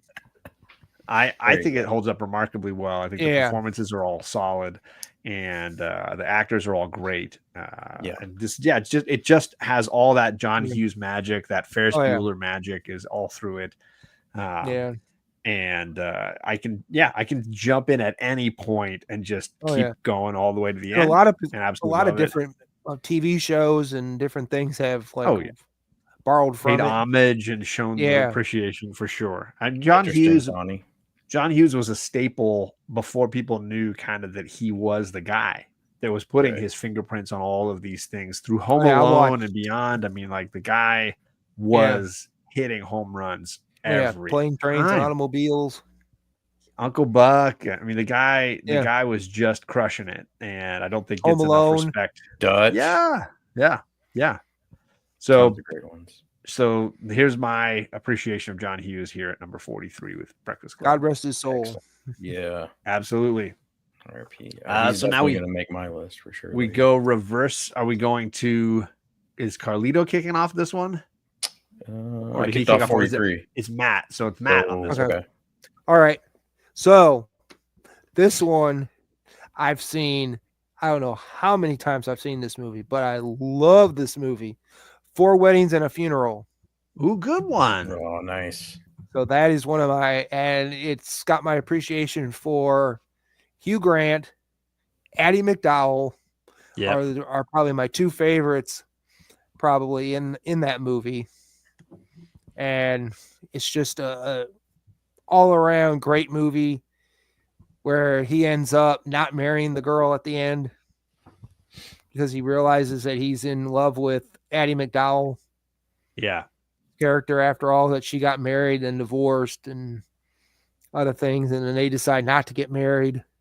At the end, they decide we'll just figure it out. But yeah. And then what did he call her? Duck face. Oh yeah. I love the scene with his brother who's only speaking sign language and he's talking about her to the friend. Yeah. So his brother's great. Yeah. He tries to, and he's like in the middle of marrying her. Then he just like decides, nope, sorry. Yeah, his brother's got this whole I'm going to break up the wedding thing. And then the guy, Matt, the guy who married the other guy. Yeah. His speech at the funeral. Has a heart attack and dies. And his speech at the wake is amazing. Just heartbreaking. I believe there was a British version of this. A British version of a British movie? Yeah, I think they did I think they did it with British actors. Well, they're all British actors in this for the most part. Pretty much. But I think they did one. I think a different. But yeah, 4 Weddings and a Funeral is phenomenal. I think they did. I remember when this came out, it was the same year as Pulp Fiction, and I went and saw a double feature of 4 Weddings and Pulp Fiction. Dang. It was like an Academy Awards, like nominated for best screenplay kind of. Yeah, it was great. Yeah, so good. Wasn't that Curtis? Richard Curtis wrote it. Yeah. Yes. And I can't remember who the director was because I think it was Mike Newell. I think it might have been Mike Newell. Might have been because I remember him doing that. I remember him doing Love Actually. I remember Curtis. Went on to direct some of his own movies, but he was. This is one he was just writing. But Richard Curtis, super talented. Oh yeah, really great. Yeah, I like him. Good pick. Excellent. All right. Is it Carlito next? Or it's your turn, right? It's me. All right. Yeah. I promised Spielberg. I'm bringing Spielberg. Spielberg. Jaws. Yeah. Oh yeah. It's not just an iconic movie. Not the Bond guy. No, not the Bond guy. This is the mechanical shark that never worked, so they turned him into buckets. Jaws 4. I don't know what needs to be said about Jaws. It's just a great movie and holds up. You know, a movie that despite all the mechanical failures and all the hellish journey that they went through making it, holds up beautifully well because of just, I think, the creativity of the people who are making lemonade out of the lemons that they were dealing with every day. Mm-hmm. I love the sequences on the boat where they're just trying to deal with not liking each other, but trying to stay alive and be with each other. Robert Shaw's recounting of the Annapolis, the delivery of the bomb and the incredible tragedy for those sailors. Remember the food they were eating? It reminded him of the meal that they were eating. I watched some little clip of that. Somebody was talking about it, but the meal they were eating was the same type of meal they would have been eating on Robert Shaw's ship. Oh wow, really? That's the food that they had, the same type of food that sailors would eat. And that was iconic because that was his last meal that he had before he died. Before he died. The movie. Wow. Yeah. I mean, I love Spielberg movies, and there's definitely going to be more of them on this list. Jaws It's just one of those movies. I remember It's a reading great the book movie. when I was a teenager. I loved Peter Benchley's novel. Yeah. And this is obviously different from the novel. They took some liberties, Oh, yeah. but they all work really, really well. Yeah. And yeah, the cast all really great. Dreyfus's speech to the mayor still Yeah. holds up as one of those Oh, yeah. one of those And then great what was it? Number speak to power kind of moments. Yeah. And number when he's 2, talking not so about like much. it's just gonna swim up this, you're gonna ignore this problem until it swims up and bites you in the ass. I know. It's just such a great, there's so many great speeches like that. Oh, yeah, when those And, guys brought the shark in, thought they killed it. You're right, and he has to gut he- it, and Yeah, he he finds finds the out, nope. license plate and the boot, and Yeah. so good. So yeah, there is my 42nd pick. But that is a good movie. Very good. All right, taking it over to Carlito for number 42. 42. 42, the answer to all questions in the universe. And Fox Mulder's apartment number in the X-Files. Therefore, I segue to X-Files Fight the Future. Ooh, 1998. Obviously, huge fan of the show. Ooh, before 1999. Before 1999, Taylor. So stick it. And for my 17th birthday, I put my birthday off for like I don't know how long to go see that in theaters and have all my friends and stuff be there. Not all of them were nerds. Some of them were kind of jocks and stuff, so they were kind of confused as to what we were doing there watching that. But they did say, "Oh, that red-haired agent's hot." So there you go. But She was. At the time, I remember thinking that I wanted more from that movie. Mhm. But as it's aged and I've gotten older, I actually feel like he gave us just enough, and it was perfect in between. I think it was seasons 5 and 6. It was in between that or somewhere around there. Was that the first movie? Yeah, it was the first movie. Yep. Okay. And Cigarette Smoking Man, yeah. and it does count because it's a movie, Okay. Taylor. So stick it. But It was he's in grumpy. the theater. Come on. Yeah, it was in the theater. I mean, come on. But it's got a 7 out of 10 on IMDb. It's too old for Metacritic. I like how Sorry, you keep Taylor. trying to give us the scores. But well, I try to keep that in there. Trying to like I didn't justify give your Van pick. Wilder's because that's at 26% on Metacritic, which I don't. I think understand. when it comes to comedies, you can't look at Yeah. any critic scores. Like I know. comedy is so subjective. Freddie But, got like- fingered. So Right. every time I rewatch the X-Files series, which I haven't done yet this year, well, I guess it's 2025, so it's still early. But I usually will be excited to go from, I think it's the cliffhanger in season 5 into Fight Yeah. the Future movie. And I need to find that on DVD. the score is good. The I TV mean, show. I've got the special movies collector edition. Like, God, it was outrageously priced back then, and it has like the script and Holy cow. art cards, and then it's got a VHS tape, and then it's got a behind the scenes VHS tape, and so it was awesome. But Yeah. that's more of another nostalgia thing for me. Yeah, you got the TV show? But I get Blu-ray. I got all of them. So I wish I did. It's out of print. even the last 2 seasons. Well, but that's because Disney bought Fox out. Eventually, I think they're gonna release that I hope stuff so. again. 'cause Hopefully, it's been yeah, out I of mean, I print hope they for a do. while. Yeah, so But I think you can still find it on eBay, though, Matt.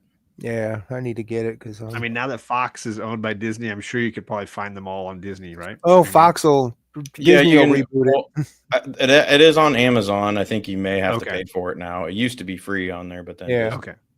But I'd be I willing think to it is bet. on Hulu and Disney Plus. I Yeah, believe. I'd be willing to bet. So yeah, you can Yeah. still watch it, which surprised me because some of those episodes are, I don't know if they're quite Disney. It's all about the like, music but- rights when it comes to that kind of stuff. If it's on Yeah. Hulu, then it's really not because Fox was part owner in Hulu with Okay. Disney. Which funny story about that movie? I went. My mom bought me the soundtrack, and I was so excited. Yeah. Except it was the wrong soundtrack. It was songs inspired by, and I actually wanted the actual soundtrack and then the actual songs one. But Yeah. she went and exchanged it and stuff. But like, I was disappointed. But then after I got those two, I was, I love it. It's so good. Oh, I can sort still of like, listen to that score Yeah. too. It's so good. I Yeah, was my kind of sister- surprised because I Mark like Snow that. going from a TV show to a film, I was like, I don't know if this guy can hack it, but he did a pretty damn good job. and he made it more grandiose and movie-like. So I appreciate that. Nice. All right, so we're on the last round. We are at 41. So folks, this is where we're going to end tonight. This one last round. We'll talk a little honorable mentions, and then we'll come back another time for the 30s. So number 41, I'm kicking it off. We're going back to comedies here. We mentioned Jack Lemmon before, and he's back with Some Like It Hot. Ooh, I almost put that on my list. This is just a great movie. I have that. A classic. Billy Wilder, obviously a phenomenal filmmaker. A ton of great laughs here. Marilyn Monroe looking the smokiest of all smokies. This movie, if you've never seen it, honestly, stop watching this. Go watch that. It's way better. Please. Just go and enjoy Some Like It Hot, because it is absolutely a movie that holds up and works. My daughters laughed so hard watching this, all the way through to the end. Even when the old guy on the boat's like, he's like, "I'm a man." The old guy's like, "We all have our problems." Like, it's like fine. Yeah, it all just works. It's all just funny. Even what's his name, Curtis. Jamie Lee Curtis's dad. Tony Curtis. Tony Curtis is basically his impression of Cary Grant is basically phenomenal. He's basically doing an impression of Cary Grant the whole movie, and it's so good. It's just one of those timeless comedic classics. Like we mentioned, Odd Couple. This is like that. And it's just one of those. It's a great movie. So I had to include this iconic comedy if you've never seen it. Heck yeah. Jack Lemmon, best man around. I mean, he's just absolutely perfect. And he's so like anxious and nervous, like in the Odd Couple, in this. And just every moment is just so perfectly executed. So there you go. That is my final pick for this episode. Awesome. So that takes us over to Carlito. Am I correct? Or we know I think so. Yeah, we want Matt to finish it off. All right. So Carlito Classico with a 41. One of John's favorite satirical comedy films, and Christian Bale, and came out in 2000. Oh, I already know it. American Psycho. I think, God, it's just, to me, it's hilarious. And I love it. And I love the satire. I love now I know a lot of people kind of go too deep into taking the dark, it's a very dark comedy. Yes. Some people take some of those elements a little bit more seriously than was intended, but sure. And Christian Bale just knocks it out of the park. And if you listen to interviews from him talking about it, and then also the director, I think it was Mary Herron or something like that. She directed, but she says, he read it and he was the only one. He was the only one that came in and played it like he understood that it was supposed to be ridiculous and outlandish. So far over the funny. top, right? Yeah. So far over the top, whereas other actors tried to play it like serious and whatnot. And he got the humor. And I think sometimes, unfortunately, like we mentioned earlier, even though it's a dark kind of humor, a lot of that's lost on some people. And that's unfortunate because I think it's really great the way they make fun of 80s kind of, what do you call that? That a culture of excess almost, but what a yuppies, 80s yuppies culture, and just the greed and disconnection from, feeling and society and just, all that. It's great. I wish I'd read the book first. My old roommate, who was the movie theater manager, he, loved the book, read the book, loved the movie, and I'd never heard of it until him. So have you read the book since? No. Okay. I really should. I really should. Carlito's like, I don't read. Come on. I mean, I don't read as much as I would love to. I'm a member of the comic book community, but I don't want to read this crap. I mean, well, I don't read comics. My membership card's been revoked the last 6 months. So, but I was more of a collector lately. But I love it. But yeah, so American Psycho, and 7.6 on IMDb. So there you go. Dude, not bad. I love it. All But right. that's one I can throw in. Like Churchill was quoting earlier. I mean, I've got numerous buddies. Some people might see them as frat folk. That would be like we could just throw quotes back and forth, and it's just hilarious. So, but Absolutely. I don't know. I guess we were at the right age, kind of, when that came out, and that's another thing too. I think there's a little tiny bit of nostalgia that stuck with me on that one. Oh, too. I'm sure. Yeah. All right. Last movie of the night before we get into some honorable mentions. Matt, what is your 41? 41. This would go all the way back to 1980. Oh, pre 1999. Wow. Yeah. We all know Great Legend loves this character. Oh, I already know. And we're going with Robin Williams with Duvall. And we're going to go with Popeye. Oh my goodness. Shelley Holy Duvall. cow. Shelley Duvall. Crazy. Popeye. I'm surprised that's that high up there for you, though, but not surprised, really. It's great. Yeah. I love it. That's a great movie. Gore was ready for you. Yeah. All you got to know is Popeye, baby. I am what I Eats am. the spinach. He gets strong. He takes care of the octopus. Beats up the bad guy. God, And funny thing is, I got a shirt. I probably should have wore it, but I got a shirt that has Wimpy as the Hamburglar. That's funny. Yeah. And then another shirt that has something about Wimpy's hamburgers or something. I'll gladly pay you Tuesday for a hamburger today. And then you have the whole thing where he sings the I am what I am. Yep. God, oh man, that was on TV somewhere last year, and I ended up watching. Yeah, but it was like the greatest. It was just like the greatest thing. And I've watched the cartoons back in the day. Then you had the 87, I think, cartoon, which is out of print. The one where it's Popeye and Son. That's out of print, so you can't get that. So I want that, but that's, people are charging way too much money for it. So can't have that. But yeah, you get. I got the video game, got the Popeye video game from the NES. Oh my God, I don't think I ever played that. Yeah, it's a great game. And everything. But yeah, it's just one of those things where it's just Robin Williams at his best. And would that be, isn't there music in that? Is that a musical? I think it would be considered in that, right? Yeah, where he's singing and dancing and all. Then they'll sing like, "I'll gladly pay you Tuesday for a hamburger today. I will gladly pay you Tuesday for a hamburger." I feel like there were some musical elements in that one. Yeah, then she sings a song. Yeah, I think in there. Then they end up with Sweet Pea, and then his Poppy is isn't that what's his face from Rocky? Oh, is that also Burgess Meredith? Yeah, I think so. Yeah. Oh wow, he's come up to a couple times tonight. Oh yeah, Penguin.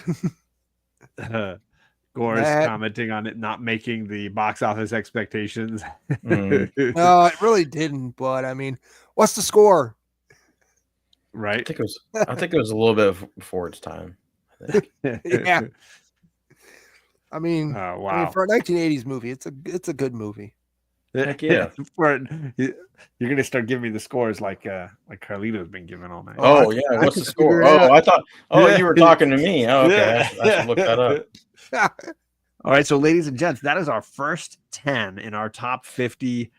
Expect more videos, more live streams of the three of us going through breaking these all down. But let's get a few honorable mentions thrown in there. I'm gonna kick it off with, I mentioned Pulp Fiction, so an honorable mention that I want to throw out is Reservoir Dogs. I really did consider it. It was really on the cuff. In the end, it's a movie that I don't rewatch because of how graphic it is.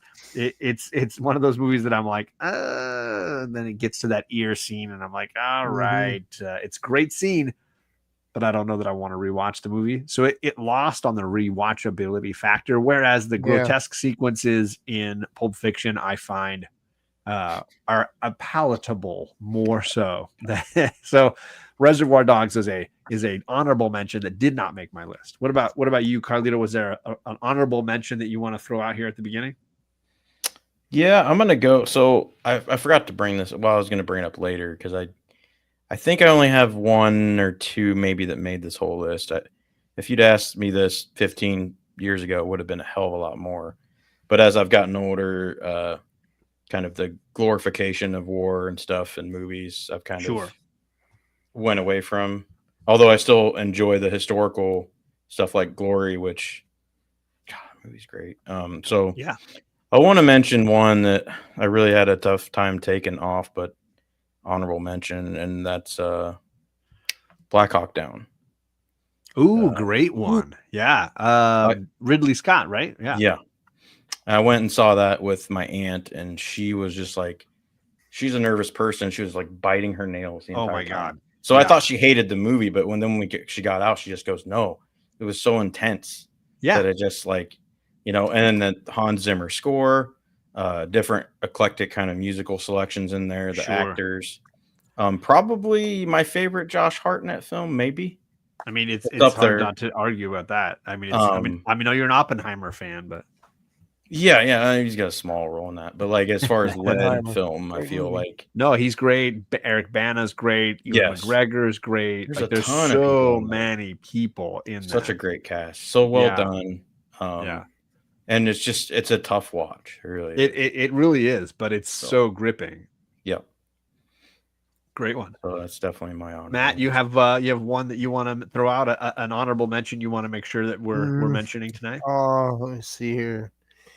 I had a couple at 50 that I took off, but I mean, you got to take something off. But I took 30 off. John took about 30 off. I definitely have at least 30 typed. Yeah. I could pull up probably this whole stack of DVDs behind me here on the floor.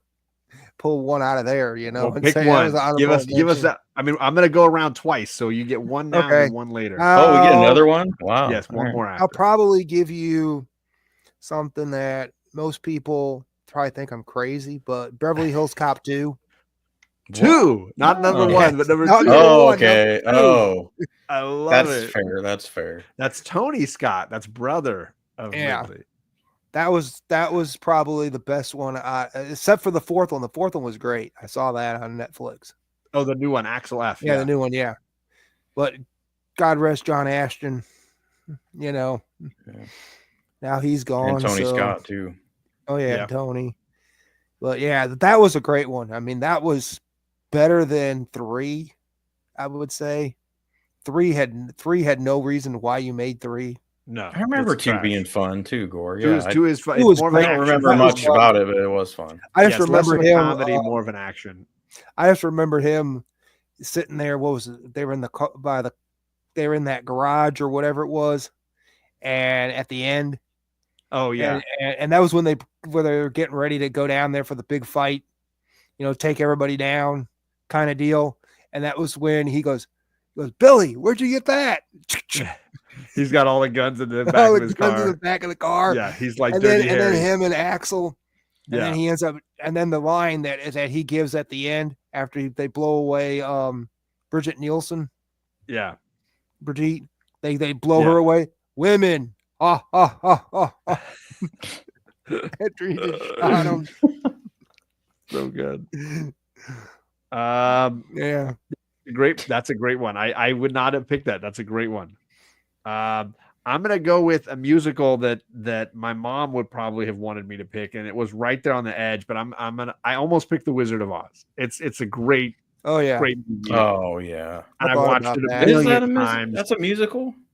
Wizard of Oz. I mean, it just has a couple songs in it. Yes, really. Wizard of Oz is a musical, and it has a theme park here in North Carolina. I'm concerned about you, Carlito, not recognizing. I think I'm trying to justify liking it so much that I'm concerned. And there was a theme park that was open for like 10 years or something here in North Carolina. Hey, shout out to Sheena. She says, "I've been drinking, so this episode should be fun." We've been going for almost 2 hours of drinking. Hey. We're on the last round of honorable mentions, and I'm just throwing out The Wizard of Oz. Gore, a great movie. Come on, it was a great movie.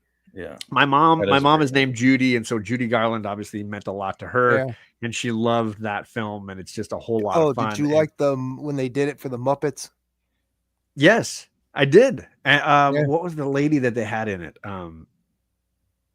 Because they had it was all the Muppets and then a woman playing Dorothy, right? Yeah. A young I black forget. lady, right? Yeah. A Diana great Ross. singer though. She was a great singer. Oh, No, not Diana yeah. Ross. I thought it was Diana No, Ross. no. It was more recent than that. Janet Jackson. Was it Janet Jackson? Was No, That doesn't seem right. I can't remember who it was. I should know who it is. Carlito is Glory? making me fall off the wagon, says Gore. Glory.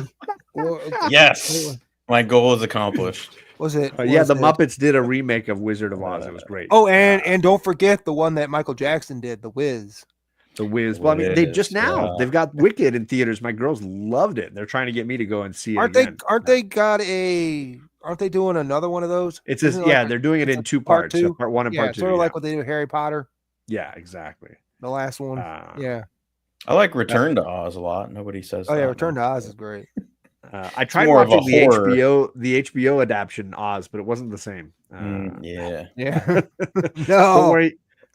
Don't worry, Sheena. You can click it on Yeah, double speed. You can yeah. listen to us talk in double speed, and then There you Yeah, go. but who? it'll only take an hour. Catch Yeah, the but rerun. yeah, I think So Wizard of Oz, I really came close to including it. In the end, Is it that felt the- more like my mom's pick than my Okay. pick. But I Well, do love somebody it. had and brought it's up the very fact that is watchable. that the lion in Wicked? Is that the cowardly lion? So all the characters, the Scarecrow, the Tin Yeah. Man, and the Cowardly Lion are in Wicked. They're just Okay. buried, and you wouldn't necessarily know who they are, except for Okay. I mean, it's pretty clear who the Scarecrow is. Yeah. But they all have the same qualities if you look closely. The gentleman who wrote the novels that became the stage musicals has a ton of love for Frank L. Baum and really Yeah. based his books off of those books and wanted to Okay. just give a broader context where maybe we didn't just hate the Wicked Witch because she's called Yeah. Wicked, but maybe we actually So looked at why she was the way she was. okay. So Wicked came before the Great and Powerful Oz, or came after he was already there? Wicked, I don't know. I mean, I don't know the order of publication, but obviously everything Frank L. Baum did, and he did two. Yeah, or I was three wondering if it novels. was. I was wondering Those if all came first. Yeah, I wondered if it fell in between the Wizard of Oz and the Great and Powerful Oz with James Franco. That movie, I think, came after the musical was on stage on Broadway, but I Okay. don't know. But it definitely came. That movie came before this movie, obviously. Okay, so the time period wasn't before or after. No, So we think maybe the same time frame, or I mean the Great and Powerful. I don't know how that connects to the overall universe. I don't know if that's it's what I was trying to even- wonder. I don't know that all three of them share the same universe, or if they're Okay. just different takes on the mythology. You know. Okay, because I know the Wizard of Oz was put together, like a couple of the books were thrown together to make it. Yes. Yeah. They Took a little bit of this, a little bit of took that. what they wanted and made the musical from those novels. Yeah. All right, let's go to Matt, That's I cool. guess, with his second honorable mention. Honorable mention number 2. Okay, let me see here. Let me see. I guess we'll have to go with. I don't have it right here, but I will say, Race for Your Life, Charlie Brown. Ooh, and Charlie Brown. Nice. Wow. Why that Charlie one? Brown. That one from 1980 is, I think, the second movie. I think it was, but I remember watching that way back in the day when I was a kid and just loving that movie. That was one, I think, because watching the specials on TV, was one of those things where you watch, like, I really didn't watch I don't remember the Thanksgiving special that much, except like recently when they started rerunning it. Sure. I remember watching like the Easter Beagle, the Valentine's Day, the other, what was the other one they had? But I remember Snoopy Comes Home. I mean, think Great was the Pumpkin and Great Pumpkin, Christmas and Great Pumpkin the were the two I remember Thanksgiving. seeing They all did a the time. Thanksgiving one. Yeah, and Thanksgiving one was some things that people tried to discredit, and then they realized, no. You know, that's what he did. That's why he did it the way he did it. They tried to make comments about the fact that Franklin, why is he sitting by himself? Right. And they tried to bring things up about that, and they said that that he had to fight to get that character on there, Charles Schultz,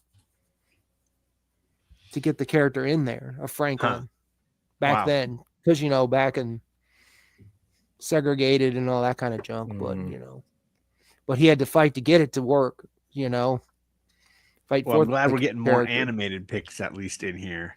But to get my back list to is the very other, animation light, I will say. yeah, but that movie was probably after Stoopy Comes Home. That was the second movie they did right after that. And then and having that movie was just great. Just finding out that you end up realizing that, they go to camp, they have this race, and stuff happens to them. And then you end up finding out that Woodstock ends up being the one that wins the race at the end. I don't even remember this. Okay. I don't either. Yeah. It was 1980. It was that 1980. Then Bon Voyage, Charlie Brown came out after that. Oh, that was the one I where remember that was where they went to France. They found out that his grandfather had saved this girl, and I guess she found out sent a letter to Charlie Brown or something, and he went to the chateau or whatever over there to meet her or whatever, and they brought a few of the characters came over with them, Okay. and that I think it was Peppermint Patty. The other one was Marcy, Sally. Well, I think Lucy came. I know Linus was there, and he was there, and they were basically there. And he found out about his grandfather saving, I guess their home or whatever, saved their lives or something. Crazy. Did something, and and that's what he found out about. So they went over to his family, went over there, and see, I don't know any of that stuff. Yeah, so Gore's saying he doesn't know if his list would have any animation, possibly heavy metal, but not anything else. Maybe. Hayao Miyazaki's got a lot of great stuff. Gore. Zero animation. Zero. I mentioned I have one animated movie and one claymation movie on my list. I had clearly one puppet. I had one puppet film. It better be Gumby and Pokey, or I'm gonna be disappointed. All right, Carlito, your last honorable mention. My last honorable mention is a post 1999 film from 2011 from Nicholas Winding Refn, one of my favorite personal favorite directors. Drive with Ryan Gosling, Carey Mulligan, Bryan Cranston. I think Christina Hendricks is in it. Oscar Isaac, of course.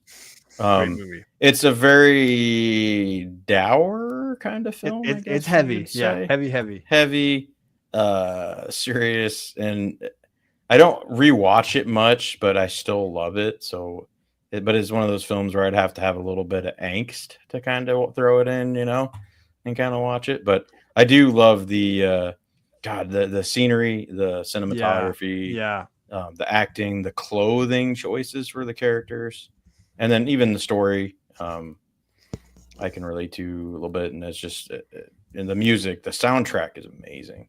I throw that on all the time. I probably listen to that more than I've watched the movie. But yeah, it's definitely had to mention that one. So nice. Good one. Yeah. Well, ladies and gentlemen in the chat, appreciate you hanging with us for both hours tonight.